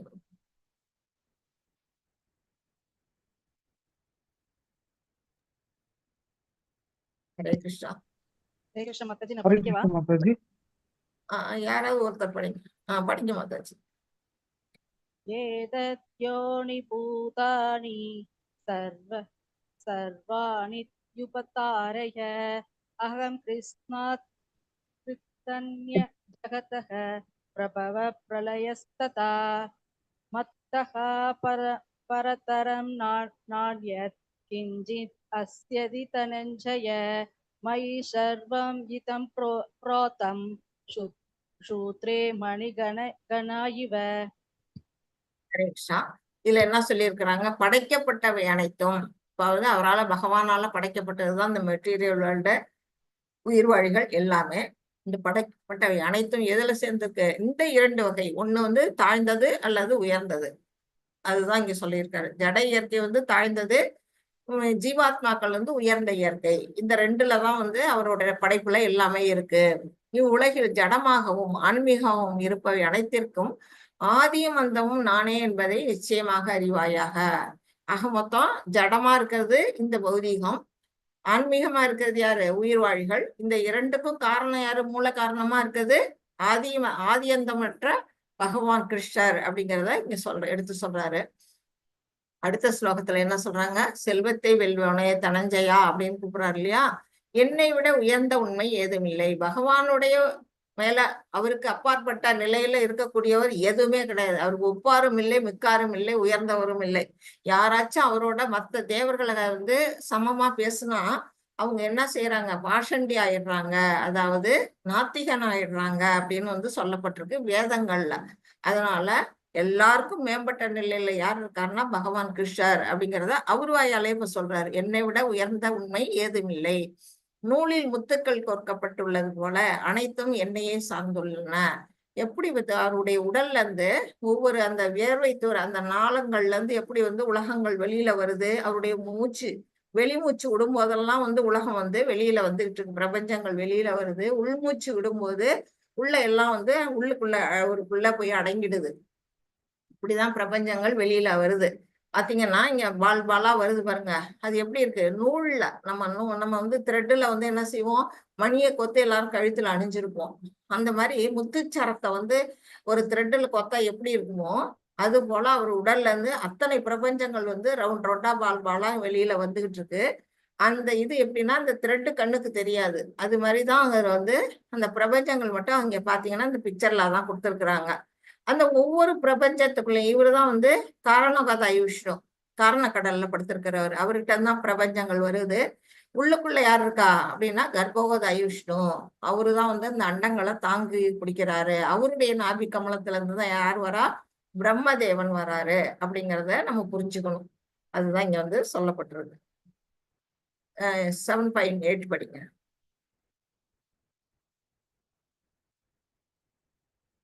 ஹரே கிருஷ்ணா. மாதாஜி படிக்கட்டுங்களா? படிக்க பிரபு. ரசோ அகம் அப்சு கௌந்தேய பிராபாஸ்மி சசி சூர்யயோஹ பிரணவஹ சர்வ வேதேஷு சப்தக கே பௌருஷம் நர்ஷு. ஹரே கிருஷ்ணா மாதாஜி. ஹரே கிருஷ்ணா. குந்தியின் மகனே, நானே நீரின் சுவையும் சூரிய சந்திரனின் ஒளியும் வேத மந்திரங்களின் பிரணவ ஒளியுமாக ஓம்ங்கிற அந்த ஒளியுமாக இருக்கின்றேன். ஆகாயத்தில் சப்தமாகவும் மனிதரில் திறமையாகவும் இருப்பது நானே அப்படின்னு பகவான் சொல்றாங்க. இப்ப பகவான் அவருடைய ஆற்றல்களை நம்ம எப்படி எல்லாம் உணரலாம்? அர்ஜுனர் கேட்கிறாரு, நான் பௌதீகத்துல இந்த உலகத்துல நான் உன்னை எப்படி கிருஷ்ணா உணருவேன்? எந்தெந்த வழியில நான் உன்னை அறிய முடியும் அப்படின்னு அவர் கேட்கிறாரு. அதுக்கு பதில் தான் இங்க பகவான் சொல்றாரு, நீரில் சுவையா இருக்கிற. நீர் பாத்தீங்கன்னா நம்ம தண்ணியில ஒரு டேஸ்ட், அந்த டேஸ்டா இருக்கிறது யாருன்னா பகவான் கிருஷ்ணர். இங்க பாத்தீங்கன்னா இந்த ஒரு டிராப் நீரு, அந்த நீருக்குள்ள அந்த சுவையா இருக்கிறது கிருஷ்ணரை இங்க காட்டியிருக்கிறாங்க. நாம இப்ப கடல் தண்ணி கடல் நிறைய தண்ணி இருக்குது கடல்ல.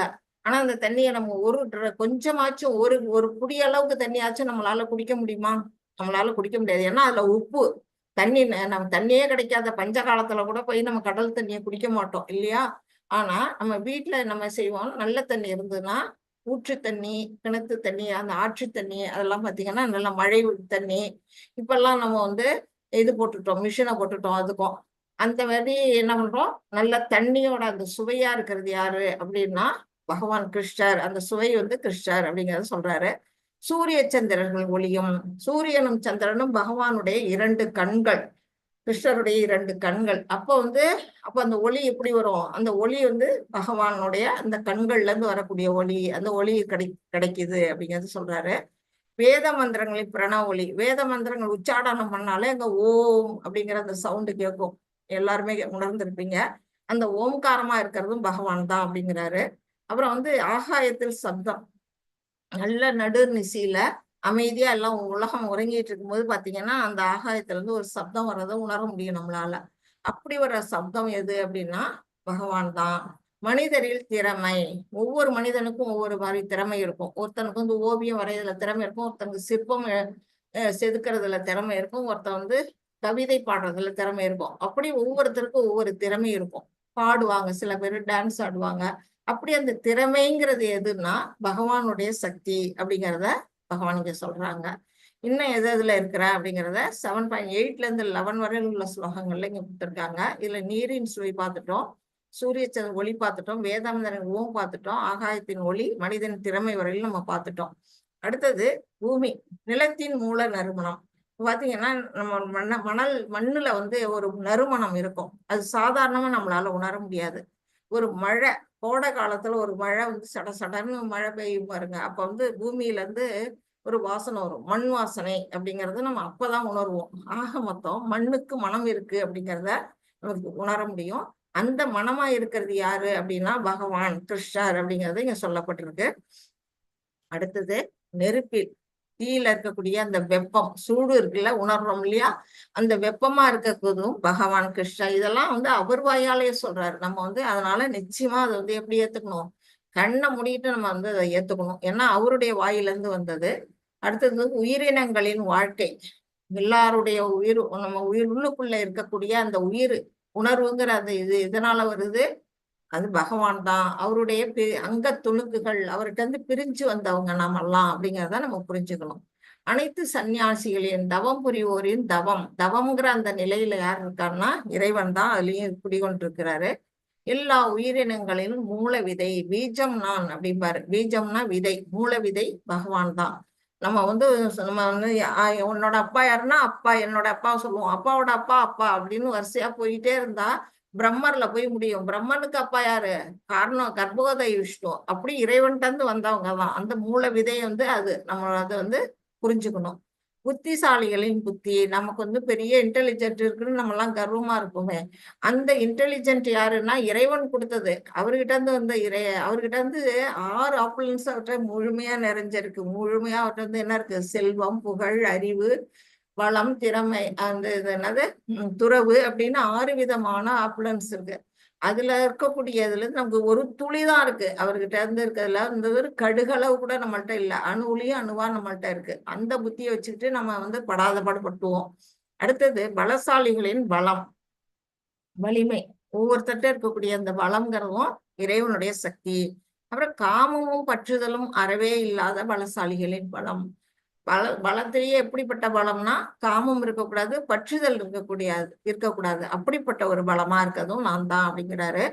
தர்மத்தின் கொள்கைகளுக்கு விரோதம் இல்லாத காமம் அப்படின்னா என்ன, ஒருவனுக்கு ஒருத்தின்னு வாழக்கூடிய அந்த நிலையில இருக்கக்கூடிய அந்த காமத்தை வந்து பகவான் தான் அப்படின்னு வந்து இந்த இடத்துல சொல்றாங்க. 12 and 13 படிக்கும்.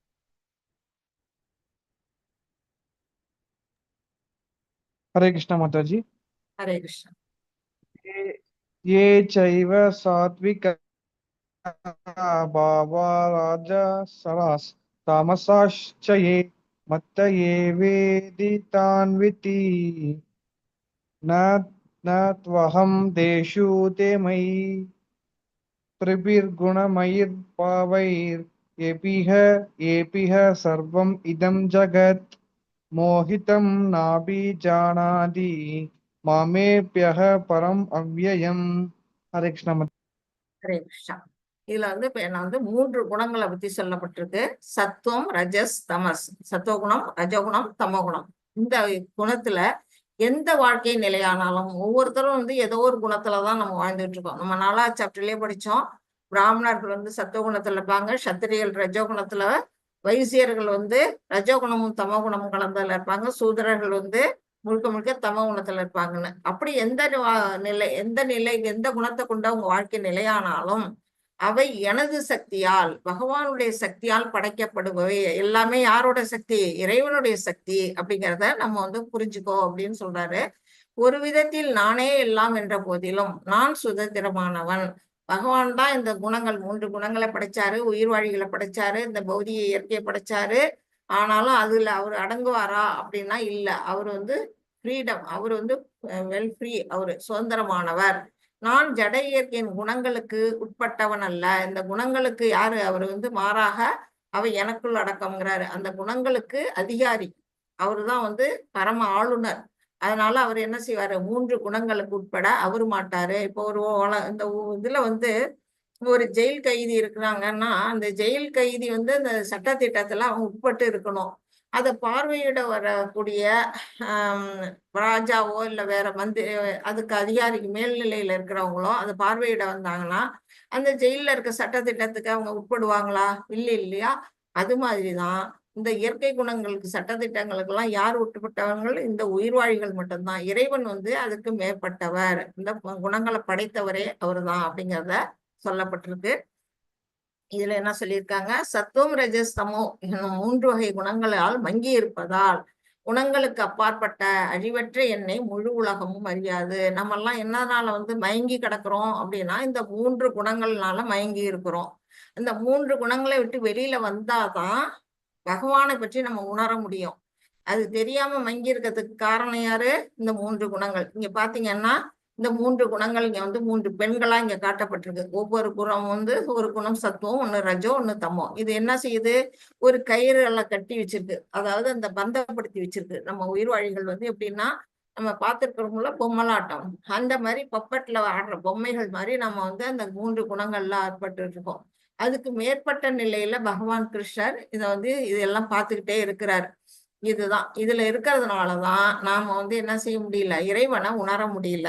அப்ப நம்ம அந்த குணங்களை கடந்து மேல்நிலைக்கு வரணும் அப்படிங்கிறது நமக்கு தெரியுது. இந்த குணங்களை பத்தி நம்ம டீட்டெயில்டா 14வது சாப்டர்ல நம்ம படிப்போம். அப்ப இன்னும் டீட்டெயிலா சொல்றேன். 14 படிங்கப்பா. ஹரே கிருஷ்ணா மாதாஜி. படிங்க பிரபு. தைவீக ஏஷோ குணமயி மம மாயா துரத்தையா மாம் ஏவையே பிரபத்தியந்தே மாயாம் ஏதாம் தரந்திதே. ஹரே கிருஷ்ணா மாதாஜி. ஹரே கிருஷ்ணா பிரபு. இதுல என்ன சொல்லியிருக்கிறாங்க? ஜட இயற்கையின் முக்குணங்களால் ஆன எனது இந்த தெய்வீக சக்தி வெல்லுதற்கரியது. அந்த மாயா சக்தி இருக்கு இல்லையா, அதுதான் இங்க தேவி மாயா. அதோட கட்டுப்பாட்டுலதான் இந்த உலகம் இருக்கு. அதான் இந்த தேவி மாயா. நீங்க எல்லாம் துர்க்கையை கும்பிடுறாங்களே, காரணம் என்ன அப்படின்னா பகவானுடைய அந்தரங்க சக்தி மாயா சக்தி. அந்தரங்க சக்தி இந்த மாயா சக்தின்னு 2 இருக்குது. அந்த 2லயும் யோகா மாயா, மகா மாயா அப்படின்ட்டு. அவங்க இவங்க என்ன செய்யறாங்க? மகாமாயாங்கிற இதுலதான் என்ன பண்றாங்க? இங்க இருக்க மக்களை கவர் பண்றாங்க. அது கவர் பண்ணி என்ன செய்யறாங்க? அது எப்படிப்பட்டது? பகவானுக்கு கட்டுப்பட்டு இருக்கிறதுனால அந்த அதுக்கு தெய்வீக சக்தி கிடைக்குது. அந்த மாயா தேவிக்கு என்ன கிடைக்குது? பகவானுக்கு கீழ்பட்டு பகவான் விருப்பப்படியெல்லாம் செயல்படுறதுனால அதுக்கு இருக்கக்கூடிய அந்த தெய்வீக சக்தியை வெல்றதுக்கு அரியுது. நாம அதை வெற்றி காணணும் அப்படின்னா நம்மளால முடியல. ஏன் முடியலன்னா அது இறைவனுக்கு கட்டுப்பட்டிருக்கு. ஆனா நாம என்ன செய்யறோம்? இறைவனுக்கு கட்டுப்படாம நம்ம இஷ்டத்துக்கு நம்ம இருக்கிறோம். அதனாலதான் அதுகிட்ட நம்ம மாட்டிக்கிட்டு இருக்கோம். அதுக்குதான் பகவான் என்ன சொல்றாரு? ஆனால் என்னிடம் சரணடைந்தோர் இதனை எளிதில் கடக்கலாம். பகவான்கிட்ட போய் நம்ம சரணாகதி அடைஞ்சிட்டோம்னா வெல்ல இயலாத அந்த இயற்கையை நம்மளால வெல்ல முடியும். ஏன்னா மாயைக்கு அவர் என்ன பண்றாரு? ஆர்டர் பண்ண முடியும். அவன் என்னுடைய பக்தன், அவனை நீ விட்டுரு அப்படின்னு அவர் சொன்னார்னா மாயை நம்மளை விட்டு விலகிடும்.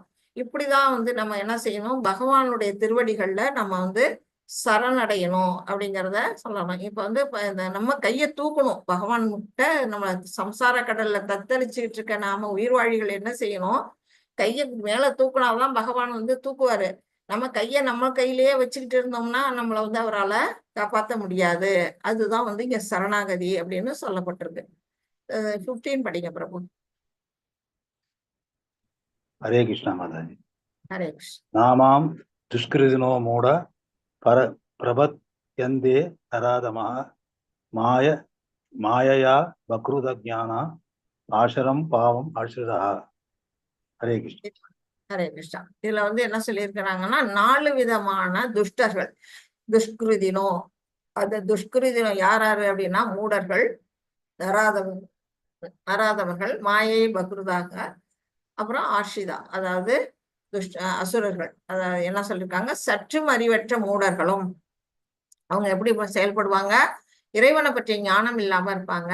மனிதரில் கடைநிலையோர் அவங்களும் மாயையால் அறிவு கவரப்பட்டவர்கள். மாயா அறிவு கவரப்பட்டவர்கள்னா என்ன இருக்கும்னா அவங்களுக்கு எல்லாமே தெரியும், எல்லா விதமான ஞானம் இருக்கும். பெரிய விஞ்ஞானியா இருப்பாங்க, இல்ல ஒரு எழுத்தாளரா இருப்பாங்க, எப்படி வேணா வச்சுக்கலாம். கண்டுபிடிக்கிறது இல்லை அப்படி அணு ஆயுதம் எல்லாம் கண்டுபிடிக்கக்கூடிய திறமை படைச்சவங்களா இருப்பாங்க. ஆனா என்ன ஒண்ணு, மாயையினால கவரப்பட்டவர்கள், தன்னுடைய அறிவை வந்து மாயை கிட்ட விட்டுட்டதுனால அவங்களுக்கு இறைவனை பற்றிய நாலேஜ் இருக்காது. அப்படிப்பட்டவர்கள் அசுரரின் நாத்திகத்தன்மை, இறைவனே இல்லை அப்படின்னு சொல்லக்கூடிய அசுரத்தன்மை உடையவர்கள். அவங்க எல்லாம் யாரு?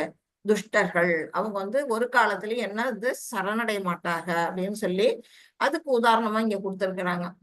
உதாரணம் யாரு அப்படின்னா இங்க வந்து நாத்திகர்கள் ஃபர்ஸ்ட் வந்து அதெல்லாம் சொல்லியிருக்காங்க. அறிவாளிகள், அவங்க வந்து எப்படிப்பட்டவங்க? அறிவாளிகளா இருப்பாங்க. சொன்னல விஞ்ஞானிகள், அப்புறம் வந்து அணு ஆயுத கண்டுபிடிக்கிறவங்க, இல்ல வேற ஏதோ பெரிய ஆளுங்களா இருப்பாங்க, கம்பெனி நிர்வாகம் பண்றவங்களா இருக்கலாம். அப்படிப்பட்ட அறிவாளிகளா இருந்தாலும் மாயையில மாட்டிக்கிட்டதுனால அவங்க என்ன செய்ய மாட்டாங்க?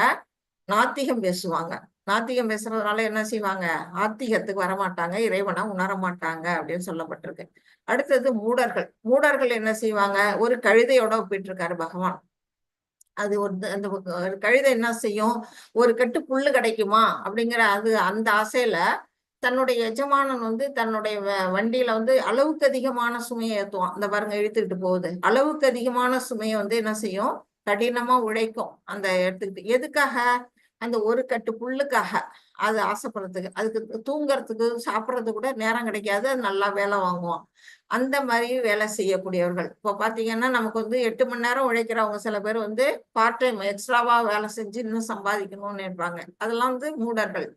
கழுதை மாதிரி உழைக்க வேண்டிய அவசியம் என்ன? நமக்கு வேண்டிய சாப்பாட்டுக்கு வேண்டிய அளவுக்கு நம்ம உழைச்சா போதும். வாழறதுக்கு தேவையான அளவுக்கு பொருள் இருந்தா போதும்.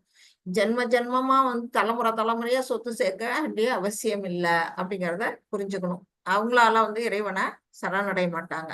அடுத்தது பேய் குணம். இது வந்து ஆசுரம் பாவம். அதாவது இங்க ராவணன் என்ன செஞ்சான்? ஒத்த காலில் நின்று தவம் புரிஞ்சு என்ன பண்றான்?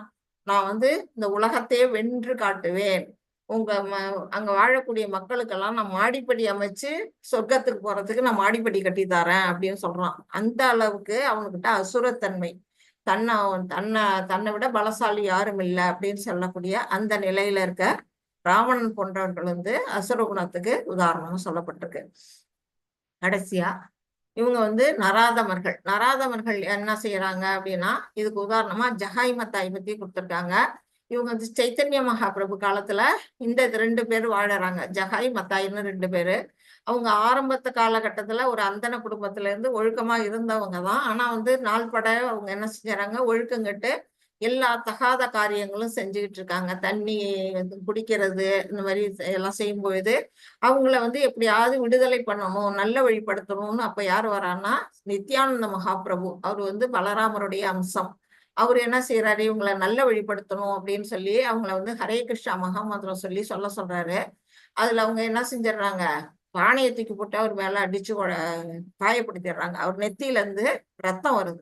ரத்தம் வந்தோன்னா அது வந்து யாருக்கு தெரிய வருது? நம்முடைய சைத்தன்ய மகாபிரபு. அவர் வந்து பகவான் கிருஷ்ணர், ஸ்வயம் கிருஷ்ணரே வந்து அவதாரமா வந்தவர். அவர் என்ன செய்யறாரு? கோபம் வந்துருது. தன்னுடைய பக்தர்களுக்கு ஏதாவது துன்பம் வந்தா அவர் வந்து பொறுக்கவே மாட்டாரு. அவர் என்ன செய்யறாரு? உடனே சக்கராயத்தை எடுத்துட்டு வராரு அவங்களை கொல்றதுக்கு. அப்போ வந்து நம்ம நித்யானந்த பிரபு வந்து அவர்கிட்ட கேக்குறாங்க, நம்ம வந்த நோக்கம் அது இல்ல, நம்ம சங்கீர்த்தனை யஜ்ஞத்தை பரப்பதான் வந்திருக்கிறோம். நீங்க கிருஷ்ணரா இல்ல, சைத்தன்ய மகாபிரபுவா இருக்கீங்க, சக்கரத்தெல்லாம் வந்து மறைச்சுக்குங்க அப்படின்னு சொல்லி அவர் கேட்டுக்கிட்டதுனால அவர் வந்து மறைச்சுக்கிறாரு. இப்படி இந்த மாதிரி 4 வகையான நல்ல துஷ்டர்கள் வந்து என்ன செய்ய மாட்டாங்க? இறைவன்கிட்ட சரணாகதி அடைய மாட்டாங்க அப்படிங்கிறத இங்க காட்டியிருக்கிறாங்க. இது படிங்க பிரபு. ஹரே கிருஷ்ணா. 16. ஹரே கிருஷ்ணா மாதாஜி. சதுர்விதா பசந்தே மாம் ஜனா சுக்ரிதனோ அர்ஜுன ஆர்தோ ஜிக்னாசுர் அர்தார்தி ஞானிச பரதர்ஷவ. ஹரே கிருஷ்ணா. பரதர்ஷவ. மியூட் போட்டுங்க பிரபு, பேக்ரவுண்ட் மியூசிக் வருது. தேங்க்யூ. இப்போ வந்து என்ன சொல்றாங்க? பரதர்களில் சிறந்தவனே, 4 விதமான நல்லோர். நல்லவர் வந்து துஷ்டர்களை பார்த்துட்டோம், நல்லோர்களை பத்தி சொல்றாங்க. எனக்கு தொண்டு புரிகின்றன. யாராரு அப்படின்னா அர்த்தார்த்தி, ஜிக்ஞாசு, ஞானி. அந்த 4 பேரு. துயருற்றவர்கள், செல்வத்தை விரும்புவோர், கேள்வியுடையோர், பூரணத்தின் அறிவை தேடுவோர். அவங்களுடைய உதாரணத்தை நம்ம இப்ப பார்க்கலாம். இப்ப பாத்தீங்கன்னா இங்க வந்து இந்த கஜேந்திர மோட்சம் கதை எல்லாருக்கும் தெரிஞ்சிருக்கும். நிச்சயமா உங்களுக்கு எல்லாம் நான் அந்த கதையை எடுத்து சொல்லணும்னு அவசியம் இல்லை. அப்படி யாராவது தெரியலன்னா ஹேண்ட் ரைஸ் பண்ணுங்க, நான் கடைசியா சொல்றேன். அந்த கஜேந்திரனை வந்து யார் வந்து காப்பாத்துறா? பகவான் விஷ்ணு வராரு. அந்த 1000 வருஷ காலம் முதலையோட வாயில மாட்டிக்கிட்டு கஜேந்திரன் மாட்டிக்கிட்டு இருக்குது. அதை காப்பாத்துறதுக்கு வந்து அவர் ஆதி மூலமேன்னு கூப்பிட்ட உடனே காப்பாத்த வர்றாரு. அப்போ வந்து இது வந்து இது வந்து துயரத்துல மாட்டிக்கிட்டு இருக்கு. அந்த துயரத்திலிருந்து விடுவிக்கிறதுக்காக பகவான் வராரு. அது துயருற்றோருக்கு உதாரணம். இதுவும் அதேதான். திரௌபதி வஸ்திராபரணம் இது வந்து என்ன நடக்குது, இது கௌரவ சபையில வந்து சூதாட்டம் முடிஞ்ச கையோட திரௌபதியை மானபங்கப்படுத்துறாங்க. அப்போ வந்து துச்சாதனன் வந்து அவளுடைய சேலையை வந்து ஊருறான். அப்போ வந்து திரௌபதி என்ன செய்யறாங்க, அந்த அரண்மனையில இருக்கிற எல்லார்ட்டையும் கெஞ்சுறாங்க காப்பாத்துங்கன்னு. பாண்டவர்கள்ட்டையும் கெஞ்சுறாங்க, பீஷ்மர், விதுரர், அவங்க இருக்கக்கூடிய துரோணாச்சாரியர், திருதராஷ்டிரா எல்லாத்தையும் கேட்கிறாங்க. யாருமே வந்து அப்படியே ஒண்ணுமே வாயை திறக்காம அமைதியா இருக்கிறாங்க. அதனால அவங்க தன்னைத்தானே காப்பாத்திக்கலான்னு கை வச்சு முடிக்கிறாங்க. அப்போ அவங்களால முடியுமா? அவன் எவ்வளவு பலசாலி, அவன்கிட்ட இருந்து எப்படி இவங்க வந்து காப்பாத்திக்க முடியும்? வேற வழியே இல்லாம அவங்க 2 கையும் மேல தூக்கி கோவிந்தா முராரே அப்படின்னு அவங்க வந்து சரணாகதி அடைகிறாங்க. அடுத்த நிமிஷம் அவங்களுக்கு வந்து வண்ண வண்ணமா வந்து என்னது புடவை சுரக்கிறாரு பகவான்.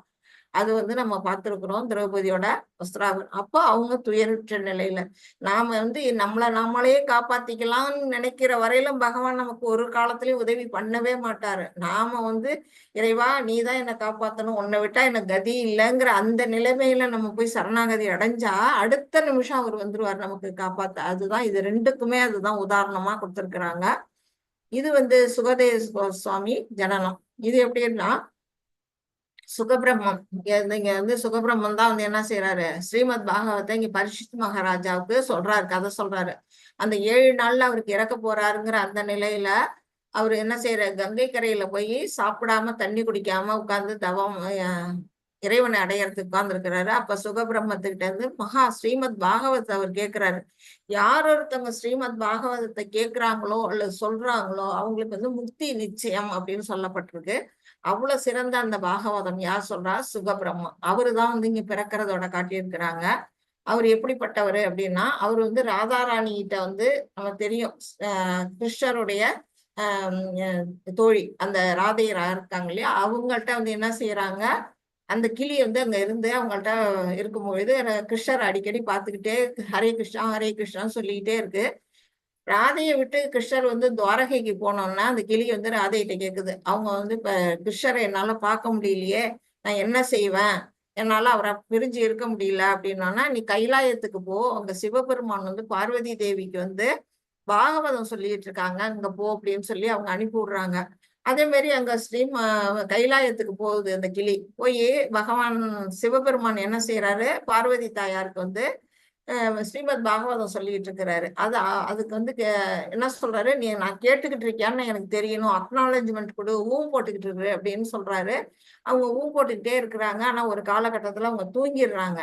ஆனா சத்தம் மட்டும் கேட்டுக்கிட்டே இருக்கு.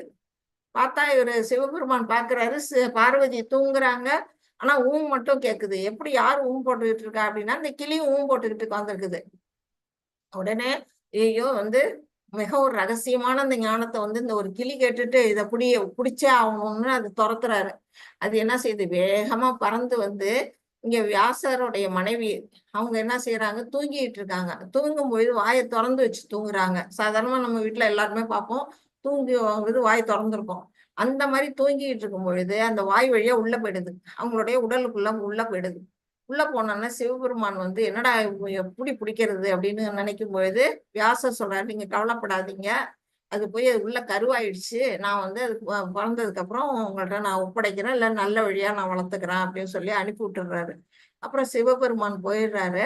ஆனா அந்த உள்ள போன கிளி என்ன செய்யுது, எல்லாருக்கும் 10 மாசம்னா இவங்களுடைய வயத்துல போய் அது 16 வருஷம் ஆகுது, வெளியிலேயே வரல.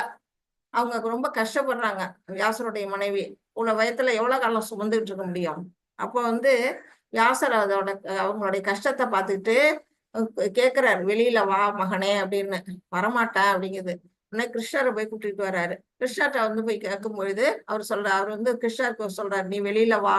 இல்ல நான் வெளியில வந்தேன்னா இந்த 3 குணங்கள் வந்து எனக்கு கட்டுப்படுத்திடும், நான் வந்து இதுல மாட்டிக்குவேன், இந்த உலகத்துல நான் வரமாட்டேன் அப்படின்னு சொல்லுது. ஏன்னா அது பாகவதம் கேட்டு பிரம்மமாயிடுச்சு, பிரம்மஞானி ஆயிடுச்சு. அதனால வரமாட்டேன்னு சொன்னா, இல்ல நீ வெளியில வா, நான் வந்து உனக்கு அந்த இது மெட்டீரியல் வந்து உன்னை தாக்காம நான் பாத்துக்கிறேன் அப்படின்னு சொன்ன பிறகுதான் அவர் பிறக்கிறாரு. அவர் தான் சுகதேவ கோஸ்வாமிகள். அவர் தான் வந்து இங்க பாகவதத்தை சொல்றாரு. இப்படி இந்த கதை சொல்லப்பட்டிருக்கு. இது வந்து துருவ மகாராஜா. இவர் வந்து செல்வத்தை வேண்டி தவம் இருக்கிறாரு. 5 வயசு குழந்தையா இருக்கும் பொழுதே தன்னுடைய அப்பா மடியில போய் உட்காரணும்னு ஆசைப்படும் பொழுது அவருடைய சிற்றன்னை என்ன செய்யறாங்க, என்னுடைய மகன் தான் அப்பா மடியில உட்காரத்துக்கு உரிமை, அவரும் தான் அரசு கட்டில உட்காரவும் உரிமை, நீ வந்து உட்கார முடியாது அப்படின்னு சொல்லி அனுப்பிவிடவும் அவர் என்ன செய்யறாரு, தன்னுடைய அம்மாட்ட போய் அழுகுறாரு. உத்தன்னபாதன்கிற அந்த அரசனுக்கு 2 மனைவிகள், சுனிதி சுருத்தின்னு. அந்த முதல் தாய்க்கு பிறந்தவர் தான் துருவர். 2வது தாயை வந்து என்ன செய்யறாங்க, சிற்றன்னை வந்து விரட்டுறாங்க. அதனால அவங்க அம்மா சொல்றாங்க, சரி உனக்கு வந்து அப்பா மடி தானே கிடைக்கல, உனக்கு இறைவனுடைய மடியே கிடைக்கும், நீ போய் தவம் பண்ணு அப்படின்னு சொல்றாங்க. அந்த குழந்தையும் 5 வயசு குழந்தையும் போய் என்ன பண்ணுது, தவம் இருக்க போது நாரதரும் தடுத்து பார்க்கறாரு, கேட்கல. அப்புறம் போய் அது தவம், கடுமையான தவம், அது நம்ம பின்னாடி வர சாப்டர்ல பார்ப்போம். அந்த தவம் இருந்து இறைவனை வந்து விஷ்ணு வந்து தரிசனம் பண்ணி அதுக்கு பிறகு அவரு அந்த அரசாட்சியில இருந்து அதுக்கு பிறகு துருவ நட்சத்திரமா அவருக்கு அந்த நட்சத்திரம் அந்த மண்டலமே அவருக்கு கொடுக்குறாரு. இது வந்து ராமர் ஹனுமான் வந்து ராமர்கிட்ட வந்து எப்படி வந்து ஆஞ்சநேயர் வந்து சரணாகதி அடைகிறாரு அப்படிங்கிறது இங்க காட்டப்பட்டிருக்கு. இது வந்து சூத கோசாமி நைமிசாரண்ய முனிவர்களின் கேள்விகள். அதாவது இங்க வந்து பாகவதம் சொன்னார் இல்லையா சுகபிரம்மம், அந்த கூட்டத்துல நிறைய பேர் கேட்கிறாங்க. அதுல சூத கோசாமியும் கேட்டுட்டு இருக்கிறாரு. அத வந்து இங்க நைமிசாரண்யத்துல கூடியிருக்க அந்த முனிவர்களுக்கு வந்து அவர் எடுத்துரைக்கிறாரு. அதுதான் இந்த காட்சி. 17 படிங்க. ஹரே கிருஷ்ணா மாதாஜி. ஹரே கிருஷ்ணா. ஏஷாம் ஞானி நித்யயுக்தா ஏக பக்திர் விசிஷ்யதே பிரியோஹி ஞானினோ அத்தியர்த்தம் அகம்சச மம பிரியா. ஹரே கிருஷ்ணா.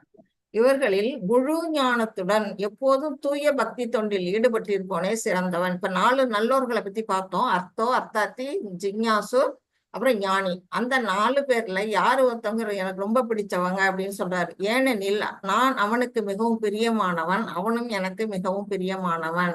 ஏன்னா முழு ஞானத்தோட இருக்கக்கூடிய அந்த ஞானி, பக்தி தொண்டில ஈடுபடக்கூடிய அந்த ஞானியே சிறந்தவன் அப்படின்னு வந்து பகவான் வந்து இதுல சொல்றாங்க. 19 படிக்கும். ஹரே கிருஷ்ணா மாதாஜி.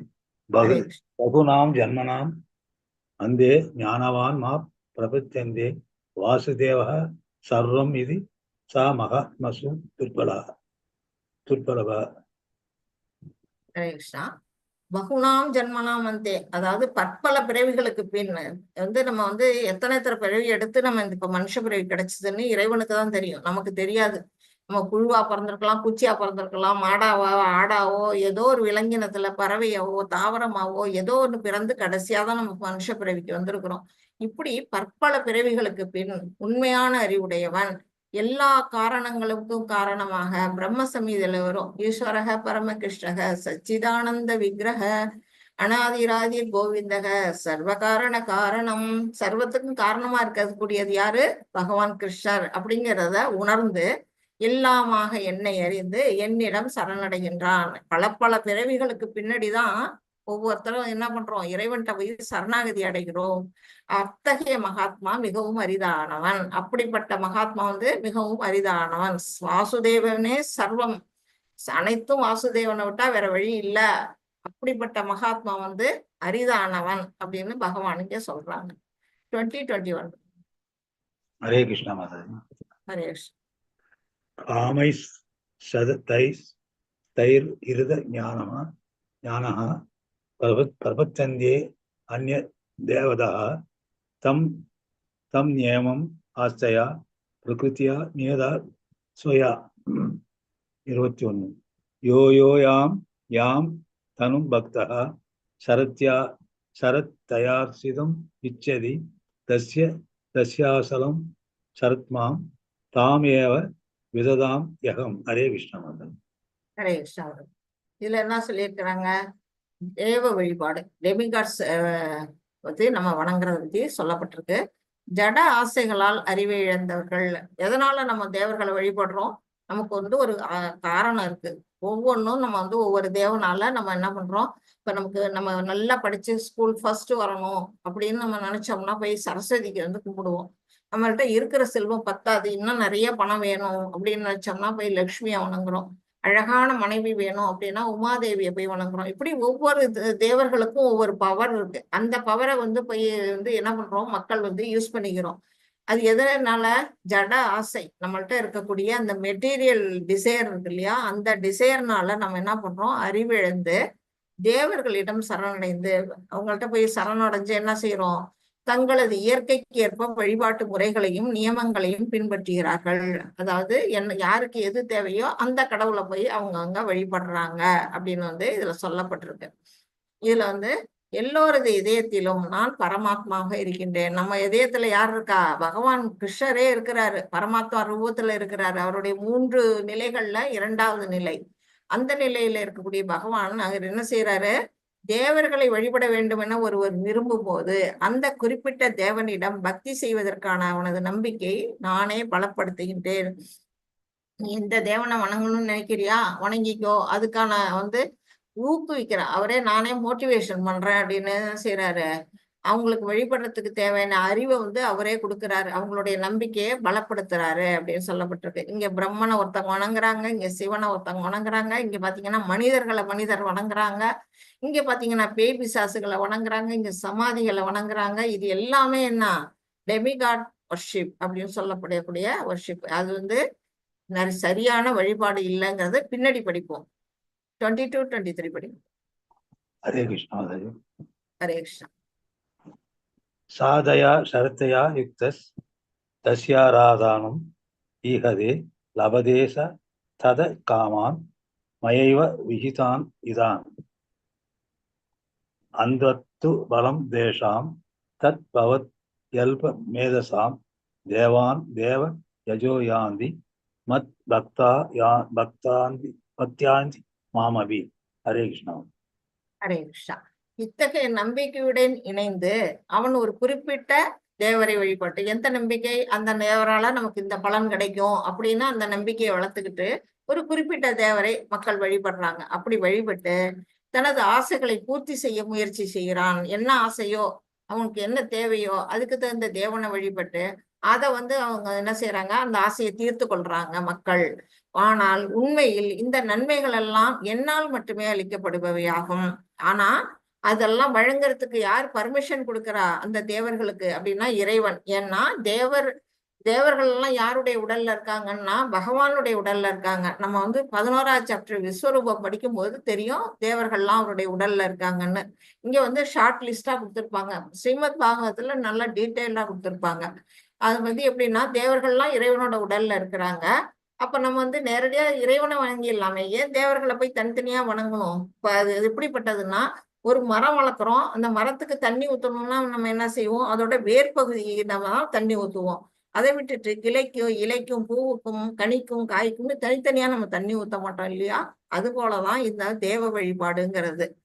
நாம வந்து இறைவனை வணங்கினாலே தேவர்கள்லாம் திருப்தி அடைஞ்சிருவாங்க. தேவர்களை வணங்குறதுனால அந்த பலன்களை கொடுக்க சொல்லி ஆர்டர் பண்றதும் பகவான் தான். என்னுடைய இந்த நன்மைகள்லாம் என்னால் மட்டுமே அளிக்கப்படுபவை அப்படின்னு பகவான் வந்து சொல்லிட்டாங்க. அடுத்தது இதுல வந்து தேவர்களை வழிபடும் சிற்றறிவு படைத்த மக்களது பலன்கள் அப்படி கிடைக்குதே அவங்கள்ட்ட. அந்த அறிவு குறைஞ்ச மக்களுக்கு மூடர்கள் கிட்டத்தட்ட அப்படிப்பட்ட மக்களுடைய பலன்கள் வந்து தற்காலிகமானதும் ஒரு எல்லைக்கு உட்பட்டதுமாகும். இது டெம்பரரி தான். அவர்கள்ட்ட பார்த்து இப்போ அந்த அசுரர்கள்லாம் போய் என்ன செய்யறாங்க, சாகாவரம் வேணும்னு கேட்குறாங்க. ஆனா அவங்க யாருமே வந்து சாகாவரம் கொடுத்ததே கிடையாது. இந்த வழியில சாக மாட்டேன் அப்படிதான் வந்து கொடுப்பாங்களே தவிர, ஏன்னா அவங்களே சாக போறவங்க. தேவர்கள் தன்னுடைய சாகாவரமே அவங்களுக்கு கிடையாது. அப்படிங்கும்போது இவங்களுக்கு எப்படி கொடுக்க முடியும்? அததான் வந்து தற்காலிகமானதும் ஒரு எல்லைக்கு உட்பட்டதும். அவங்கள்ட்ட இருந்து வரக்கூடிய பலன் எவ்வளவு நாள் இந்த உடல்ல உயிர் இருக்கவர்கள் தான் அது வந்து பயன்படும். இந்த உடல் விட்டு ஆத்மா பிரிஞ்சிட்டுனா அதோட முடிஞ்சு போச்சு. அதை வந்து புரிஞ்சுக்காம நம்ம தேவ வழிபாடு பண்றோம். தேவர்களை வழிபடுவோர் தேவர்களின் உலகங்களுக்கு செல்வர். யார் எந்த கடவுளை வணங்குறோமோ அவங்கவுங்க அந்தந்த உலகத்துக்கு போறாங்க. அததான் வந்து பகவான் சொல்றாங்க. இப்போ வந்து சிவனை வணங்குறவங்க கைலாயத்துக்கு போறாங்க, பிரம்மனை வணங்குறவங்க சத்தியலோகத்துக்கு போறாங்க. இப்படி அந்த பித்தர்களை வணங்குறவங்க பிதர்லோகத்துக்கு போறாங்க. ஆனால் என்னை வணங்குபவர்கள் பக்தர்கள் வந்து என்ன செய்யறாங்க, இறுதியில் எனது உன்னத உலகை அடைகின்றார்கள். பக்தர்கள் யாரை வணங்குறாங்க? இறைவனை வணங்குறாங்க. பகவான் முழுமுதற் கடவுளான கிருஷ்ணரை வணங்குறாங்க. அவங்க இந்த உலகத்துக்கு போன பிற்பாடு திரும்பியே வரமாட்டாங்க, மறுபடியும் பிறப்பிறப்பு சுழற்சியில விழமாட்டாங்க.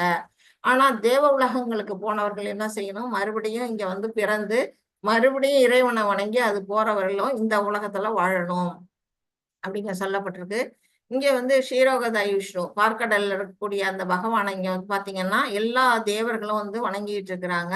இதுல பாத்தீங்கன்னா நம்மளுடைய நாரதர், பிரம்மதேவன், சிவபெருமான் எல்லாருமே வந்து என்ன செய்யறாங்க, கடற்கரையில இருந்துகிட்டு அவரை வந்து வழிபாடு பண்றாங்க அப்படிங்கிறது இங்க காட்டப்பட்டிருக்கு. 24 பிரபு.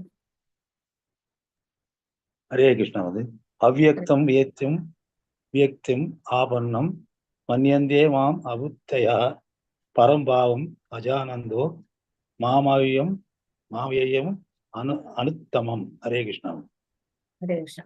என்னை பக்குவமாக அறியாத அறிவற்ற மனிதர்கள், இறைவனை பத்தி இந்த உண்மையெல்லாம் தெரியாத மனிதர்கள் என்ன செய்யறாங்க, கிருஷ்ணர் எனப்படும் பரமபுருஷ பகவானாகிய நான் முன்னர் அருவமாக இருந்ததாகவும், அதாவது உருவம் இல்லாம அருவத்தோட நான் இருந்ததாகவும், தற்போது உருவத்தை ஏற்றிருப்பதாகவும், அதாவது துவாபர யுகத்துல கிருஷ்ணரா வந்திருக்காருல்ல, அப்ப வந்து அவருக்கு உருவம் கிடைச்சிருக்குது அப்படின்னு நினைக்கிறாங்க.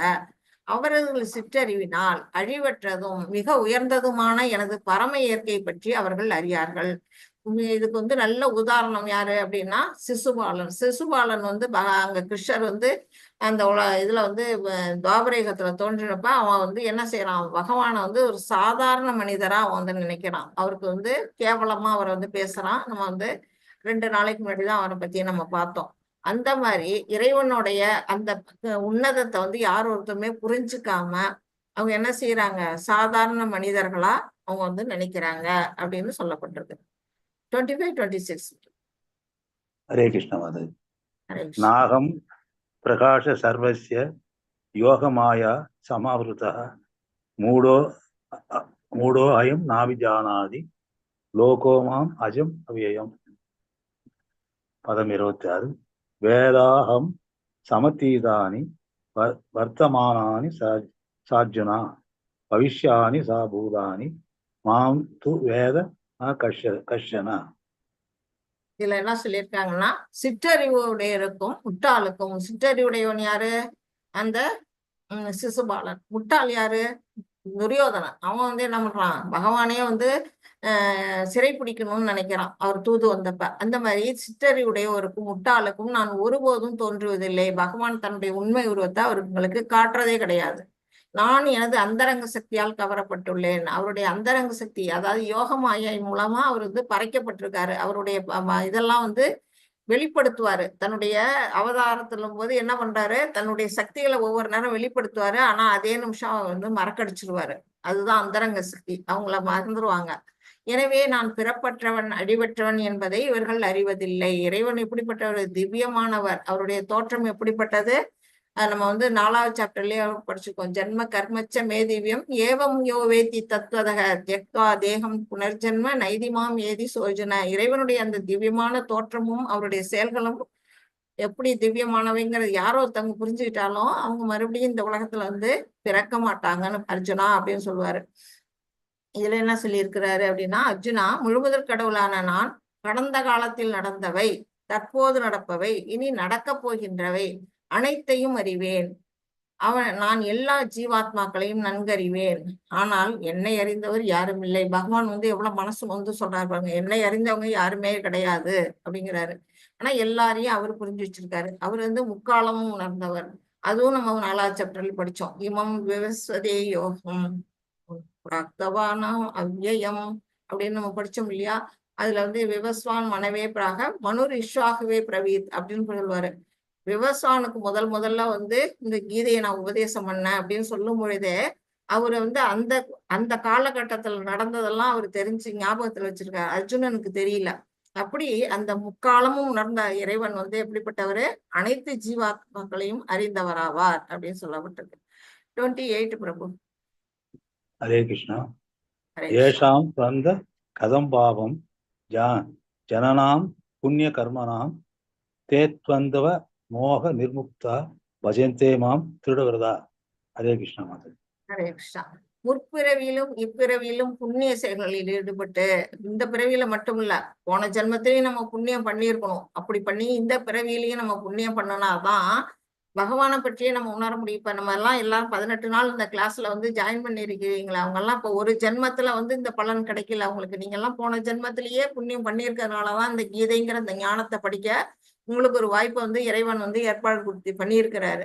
அப்படி புண்ணிய செயலில் ஈடுபட்டு எவர்களது பாவ விளைவுகள் முழுமையாக ஒழிக்கப்பட்டு விட்டதோ, பாவங்கள் அனைத்தும் அறவே ஒழிக்கப்படணும். அப்படி எவர்கள் மயக்கத்தின் இருமையிலிருந்து பூரணமாக விடுபட்டுள்ளார்களோ, இந்த மாயையான இந்த உலகத்தோட இருமைத்தன்மை இருக்கு இல்லையா, டுவாலிட்டிஸ், அந்த இன்பம் துன்பம் மகிழ்ச்சி துக்கம் அதுல இருந்தெல்லாம் விடுபட்டு யார் ஒருத்தவங்க இருக்கிறாங்களோ அவர்களே எனது பக்தி தொண்டில் மன உறுதியுடன் ஈடுபடுவார். மனமா எப்படி பண்ணணும்? திடமான மன உறுதியோட ஈடுபடணும் அப்படின்னு சொல்றாரு. அவங்க மட்டும் தான் இதெல்லாம் யார் ஒருத்தவங்க புரிஞ்சுக்கிட்டு இந்த மாதிரி போன ஜென்மத்துல இந்த ஜென்மத்துல புண்ணியம் பண்ணி பாவத்துல இருந்து விலகி இருமையில இருந்து விலகி இருக்கிறாங்களோ அப்படிப்பட்டவர்களுடைய மன உறுதி எப்படி இருக்கும்? இறைவன்ட்டா பக்தி தொண்டுல ஈடுபடும். இதுக்கு ஒரு கதை கூட இருக்குது. ஒரு கடற்கரையில ஒரு குருவி என்ன செய்யுது? தன்னோட குஞ்சுகளை கூட்டுக்குள்ள வச்சு வளர்த்துக்கிட்டு இருக்கு. கடல் அலை வந்து கடற்கரை ஓரமா இருந்தா என்ன செய்யும்? கடல் அலை வந்து ஒவ்வொரு நேரம் ஒவ்வொரு குறிப்பிட்ட தூரம் வரையில வரும், சில நேரம் முன்னாடியே தங்கிடும். அப்ப வந்து ஒரு கடல் அலை, பெரிய அலை வந்து அது அடிச்சுட்டு போயிடுது அந்த கூட்டை. குருவி வந்து பாக்குது, தன்னுடைய குஞ்சுகளை காணும். அப்ப வந்து கடல் அரசன்ட்ட போய் கேக்குது, என்னோட குஞ்சுகளை வந்து நீ விட்டுடு, அதை எனக்கு திருப்பி கொடுத்துரு அப்படின்னு சொல்லுது. சமுத்திரராஜன் என்ன செய்வாரு? என்கிட்ட உள்ளுக்குள்ள வந்த பொருளை நான் ஒரு நாளும் வெளியிடுறது இல்ல, அது என்னோட முடிச்சிச்சு அப்படின்னு அவர் சொல்றாரு. உடனே அது வந்து குருவி என்ன செய்யுது? உடனே அதுக்கு மனசு கஷ்டமாயிடுது. அது தாய் பறவை இல்லையா, தன்னுடைய குஞ்சுகளை நினைச்சு வருத்தப்படுது. அதனால என்ன செய்யுது? நீ கொடுக்கலன்னா என்ன, நான் என்ன பண்றேன் பாரு அப்படின்னு என்ன செய்யுது? தன்னுடைய சின்ன அழகால கொஞ்சம் கொஞ்சமா தண்ணியை எடுத்துக்கிட்டு போய் வேற இடத்துல வந்து கொட்டுது. அதை பார்த்துட்டு சமுத்திரராஜன் வந்து கேட்கிறேன், நீ என்ன பண்ற அப்படின்னு. நான் வந்து நீதான் என்னோட குருவி குஞ்சுகளை கொடுக்கல, நான் உன்னை வந்து என்னோட வாயால அந்த தண்ணியெல்லாம் எடுத்து அந்தாண்ட எடுத்து போட்டுட்டு இந்த கடலை வத்த வைக்க போறேன், வத்த வச்சா என்னோட குஞ்சுகள் இருக்கிற இடத்த நான் பாத்திர முடியும் அப்படின்னு சொன்னோன்னா அவர் சிரிக்கிறார். கடல் அரசன் வந்து சிரிப்பு தாங்கல அவருக்கு. ஆனாலும் அந்த குருவி வந்து தன்னுடைய மன உறுதியோட அந்த வேலையை வந்து செய்யுது. அப்ப வந்து அந்த விஷயம் எங்க போகுது? வைகுண்ட லோகத்துல இருக்க பகவானுக்கு தெரிய வருது இந்த குருவியோட முயற்சி. அவர் என்ன செய்யறாரு? தன்னுடைய வாகனமா இருக்கக்கூடிய கருடனை வந்து அனுப்புறாரு, நீ போய் அதை மீட்டு கொடுத்துட்டு வா அப்படின்னு. அங்க இருந்து வருது கருடாழ்வார் வரார். வந்து சமுத்திரராஜன்ட்டா கொடுத்துரு மரியாதையா அந்த குருவியோட குஞ்சுகளா அப்படின்னு சொல்றாரு. கொடுக்க மாட்டேன் அப்படின்னு அப்பயும் சொல்லுது அந்த கடலரசன் திமுறா. நீ கொடுக்க மாட்டியா? அந்த குருவியால வேணா உன்னை வத்த வைக்க முடியாது, என்னை பத்தி உனக்கு தெரியும்ல, ஒரு நிமிஷத்துல நான் வந்து உன்னை கடலை வத்த வச்சிருவேன், நீயா கொடுக்குறியா இல்ல நானா எடுத்துக்கவா அப்படின்னோன்னா அப்புறம் அது பணிஞ்சு அந்த குஞ்சுக்களை விடுவிக்குதான். அந்த மாதிரி இந்த மன உறுதி, அந்த சின்ன சிட்டுக்குருவிக்கு இருக்க அந்த மன உறுதி எப்படி இருக்கும்னா பக்தியில இருக்கிறவங்களுக்கு இருக்கணும். விடாமுயற்சி. நம்மளால வந்து கடலை வத்த வைக்க அளவுக்கு நம்ம கிட்ட திறமை கிடையாது, இறைவனை வந்து அடையறதுக்கான திறமை நம்மள்கிட்ட கிடையாது. ஆனா நம்ம என்ன செய்யணும்? முயற்சி எடுத்துக்கிட்டே இருக்கும் பொழுது பகவான் என்ன செய்வாரு? அதுக்கு நமக்கு பக்கபலமா கருடன் வந்த மாதிரி நமக்கு வந்து என்ன ஒரு ஆச்சாரியர் கொடுத்து நமக்கு வந்து அதுல இருந்து நம்மளை வந்து காப்பாத்துவார் அப்படிங்கிறத நம்ம தெரிஞ்சுக்கணும். 30 படிக்கணும். ஹரே கிருஷ்ணா. அது 30. சாதிபூதாதிதைவம் மாம் சாதியஜ்ஞம் சாயே விது பிரயாண காலே அவிசமாம் தேவிதுர் யுத்த சேதசா. ஹரே கிருஷ்ணா. ஹரே கிருஷ்ணா. இந்த பௌதிக தோற்றம், இந்த பிரபஞ்சம், அப்புறம் தேவர்கள், அந்த டெமிகாட்ஸ் மற்றும் எல்லா விதமான யாகங்கள் நம்ம செய்யக்கூடிய, நம்ம பலவித யாகங்கள் செய்வோம். இது என்னது, கணபதி ஹோமம், இந்த சுதர்சன ஹோமம், பலவிதமான ஹோமங்கள் செய்வோம். அந்த மாதிரி யாகங்கள் எல்லாத்தையும் ஆளக்கூடியவர் யாரு அப்படின்னா இறைவன் அப்படிங்கிறத ஃபர்ஸ்ட் தெரிஞ்சுக்கணும். அடுத்தது பரம புருஷன், அவர் ஒருத்தரே வந்து யாரு? புருஷோத்தமன், புருஷர்களில் உத்தமன், பரம புருஷன் அப்படிங்கிறது தெரிஞ்சுக்கணும். அப்படி அவரை புரிந்து என்னை பற்றிய உணர்வுடன் இருப்பவர்கள் மரண நேரத்திலும் கூட பரமபுருஷ பகவானான என்னை அறிய முடியும். மரண காலத்துல வந்து யார் ஒருத்தவங்க பகவானை உணர முடியும் அப்படின்னா இந்த உலகத்தையும் இந்த தேவர்களையும் இந்த யஞத்தை ஆள்றவரும் பகவான் தான், அவரு தான் பரமபுருஷ பகவான் அப்படிங்கிற அந்த உணர்வோட பகவானுக்கு யார் ஒருத்தங்கள்லாம் அவரையே நினைச்சுக்கிட்டு இருக்காங்களோ அந்த கடைசி அந்த மரண காலங்க வரும் பொழுது அந்த காலே, அந்த பிரயாண காலே, அந்த டயத்துல இறைவனை உணர முடியும், பார்க்க முடியும் அப்படின்னு சொல்லப்பட்டிருக்கு. அந்த பிரயாண காலம், அந்த காலம் எப்படின்னா 1000 தேள் கொட்டினா எப்படி ஒரு வலி இருக்குமோ அந்த வழியில இருப்பாங்களாம் அந்த உயிர் பிரியும் பொழுது. அப்படிப்பட்ட காலகட்டத்துல இறைவனை அறிய முடியும் அப்படின்னா எப்படி அறிய முடியும்? இந்த மாதிரி இதுல சொல்லப்பட்டபடி யார் ஒருத்தவங்க மன உறுதியோட பகவானை நினைச்சு வேண்டிக்கிட்டு இருக்காங்களோ அவங்களால உணர முடியும் அப்படின்னு இதுல சொல்லப்பட்டிருக்கு. இது வந்து இந்த அத்தியாயத்தோட ஷார்ட் லிஸ்ட் நம்ம பார்த்துட்டோம். பலஸ்ரீ சொல்லுங்க பிரபு.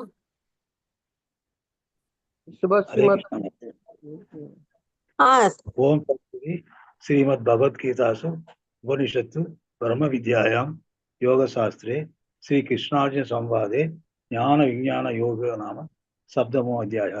ஓம் ஸ்ரீ கிருஷ்ணார்பணமஸ்து. ஹரே கிருஷ்ணா ஹரே கிருஷ்ணா கிருஷ்ண கிருஷ்ணா ஹரே ராம ராம ராம ஹரே. ஹரே கிருஷ்ணா மாதாஜி வாழ்வு.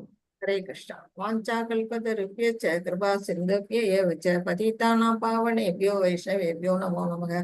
அனந்த கோடி வைஷ்ணவ விருந்தகி ஜெய். ஸ்ரீல பிரபுபாதா கி ஜெய். நாமாச்சாரிய ஹரிதாஸ் டாக்கூருக்கு ஜெய்.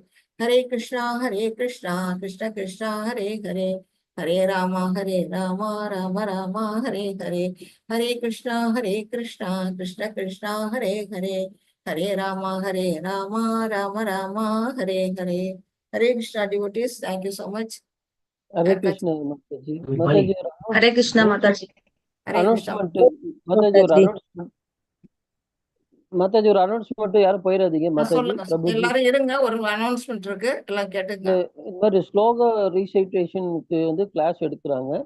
அதாவது இந்த வர 30ஆம் தேதி அக்ஷய திதி அன்னைக்கு கிளாஸ் ஸ்டார்ட் பண்றாங்க. அதனால யாராருக்கு பிரபுஜி மாதாஜிக்கு யாராருக்கு விருப்பம் இருக்கோ நீங்க வந்து உங்களோட பேர் மொபைல் நம்பர் வந்து சுபாஸ்ரீ மாதாஜி இருக்காங்க, இல்லை நம்ம குருஜி இருக்காங்க, இல்லை குரூப்ல போட்டாலும் சரிங்க. நீங்க போட்டுட்டீங்கன்னா நீங்க இன்ட்ரெஸ்ட் இருக்கிறவங்கள வந்து அந்த குரூப்ல நாங்கள் ஆட் பண்ணிடுவோம். ஸோ யாராருக்கெல்லாம் இன்ட்ரெஸ்ட் இருக்கோ நீங்க இன்னைக்கோ நாளைக்கோ உங்க பேரையும் மொபைல் நம்பரையும் நீங்க சுபாஸ்ரீ மாதாஜி இல்லை குருஜி இல்லை என்னையோ நீங்க கான்டாக்ட் பண்ணி நீங்க கொடுக்கலாம். ஸோ நான் வந்து நீங்க நல்ல இந்த ஸ்லோகா இன்னி ஹையர் லெவலில் நீங்கள் அடுத்தடுத்து மாதாஜி சொல்லுவாங்க, நீ அடுத்த 2-3 கிளாஸ் போனவொடனே சொல்லுவாங்க. ஸோ ஸ்பிரிச்சுவலாக நீங்கள் ஹையர் லெவலுக்கு போகிறதுக்கு இது உங்களுக்கு ரொம்ப உதவியாக இருக்கும். அதனால வந்து நீங்கள் எல்லாரும் இதில் கலந்து பயன்பெறணும் வேண்டிக்கிறேன். ஹரே கிருஷ்ணா. ஹரே கிருஷ்ணா. எல்லாரும் கேட்டுக்கிட்டீங்களா? பிரபு சொன்னதை நீங்கள் யாருக்கெல்லாம் விருப்பம் இருக்கோ நீங்கள் எல்லாம் என்ன செய்யலாம், உங்களுடைய நம்பர் அண்ட் பேர் இதை வந்து சேட்டில் போடலாம், இல்லை ஹேண்ட் ரைஸ் பண்ணி சொல்லலாம். இன்னைக்கு இல்லைன்னா நாளைக்கு கூட அதை நீங்க செய்யலாம். எல்லாருமே வந்து ஸ்லோகம் வந்து கற்றுக் கொடுக்குறாங்க, ஃப்ரீ தான், ஒன்றும் காசெல்லாம் கொடுக்க வேண்டாம். அழகா வந்து இந்த பகவத்கீதை ஸ்லோகத்தை எல்லாருமே வாசிக்கிற அளவுக்கு நிலைமைக்கு கொண்டு வந்து விடுவாங்க. அதனால எல்லாருமே நீங்க எல்லாம் கலந்துக்கணும் அப்படிங்கிறத நான் தாழ்மையோட கேட்டுக்கிறேன். இப்போ இந்த நம்முடைய இந்த பாடத்துல 7th சாப்டர்ல யாருக்காச்சும் ஏதாவது டவுட்ஸ் இருந்தா இப்ப கேட்கலாம்.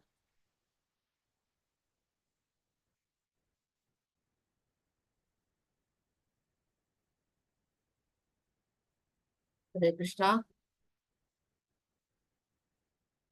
மாதாஜி பிரபுஜி எல்லாருக்கும் கிளியரா பாடம்? பானுமதி மாதாஜி நம்பர் கொடுத்துருக்காங்க, ஸ்லோகம் கத்துக்கிறதுக்கா இல்ல வந்து அட்டண்டன்ஸுக்கா பாத்துங்க பிரபு.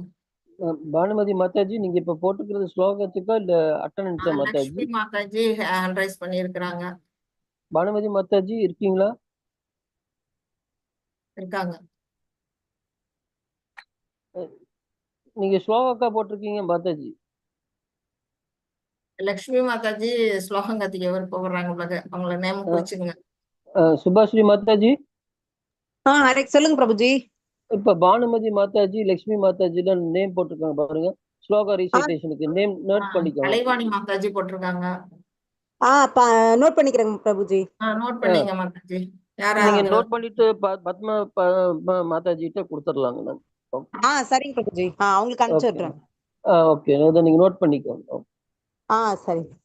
Thank you thank you.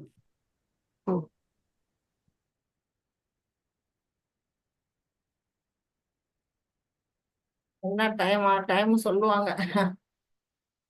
ஈவினிங் 6 மாதாஜி. Evening 6 to 7.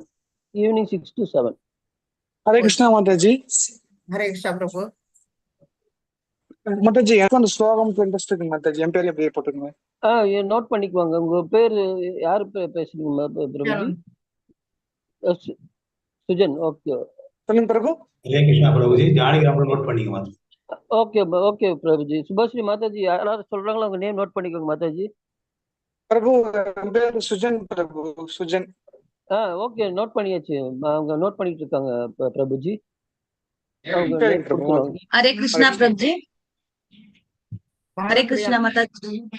பானுப்ரியா மாதாஜி. ஸ்லோகன் class Mataji. Okay okay, Subhashree Mataji noted. Note பண்ணிட்டு தாங்க மாதாஜி இருக்கேன். Okay okay okay okay.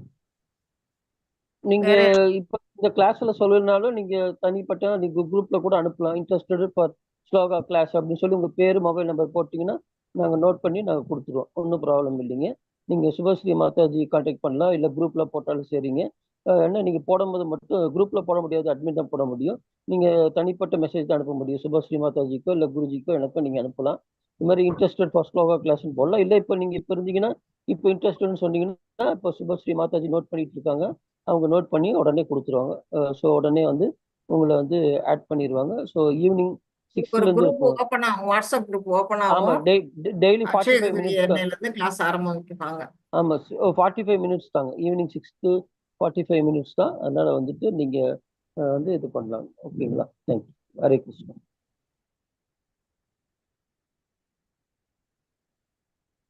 வேற யாருக்காவது கேட்கறதுக்கு ஒண்ணும் இல்லையா? ஏதாவது கருத்துக்கள், கேள்விகள் இல்லையா?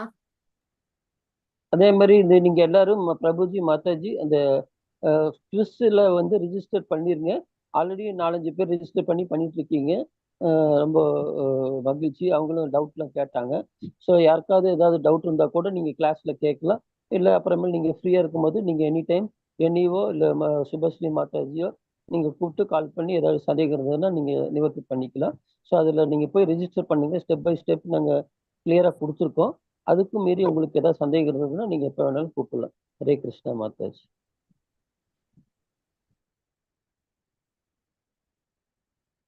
ஹரே கிருஷ்ணா மாதாஜி. ஹரே கிருஷ்ணா பிரபுஜி. Thank you so much.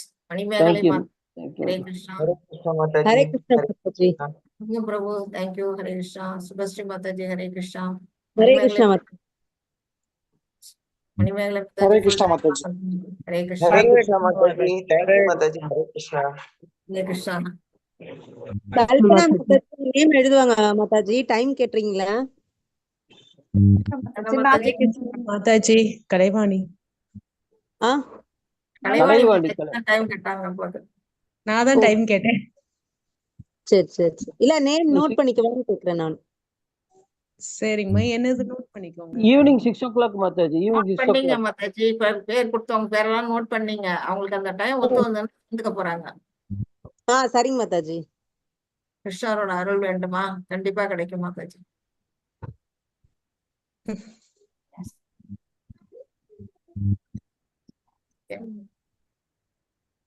கிளாஸ் என் பண்ணிடலாமா? யாருக்கும் எதுவும் சொல்றதுக்கு? என் பண்ணிடலாம் மாதாஜி. என் பண்ணிடலாம். Okay, thank you so much. Thank you. நாளைக்கு கூட கொடுக்க சொல்லுங்க மாதாஜி. நேம் இன்னைக்கு கொடுக்க முடியல, நாளைக்கு கூட யாருன்னு கேட்டு எழுதிக்கோங்க. ஆமா ஆமா, நான் இன்னைக்கு இல்லைன்னா நாளைக்கு கூட கொடுக்கலாங்க. நீங்க இல்லைன்னா போன் பண்ணி கூட குரூப்ல கூட என்னோட மாதாஜி யோசிக்கிறவங்க நாளை கூட யோசிச்சு சொல்லிடுவாங்க. நாளைக்கு மறுபடியும் ஒரு தடவை ஞாபகப்படுத்திடலாம் அவங்களுக்கு. ஆமா, இன்னைக்கு ஒரு 7-8 பேர் கொடுத்துருக்காங்க மாதாஜி. அப்புறம் வேற யாராவது சேரணும்னா கூட நம்ம போடலாம்.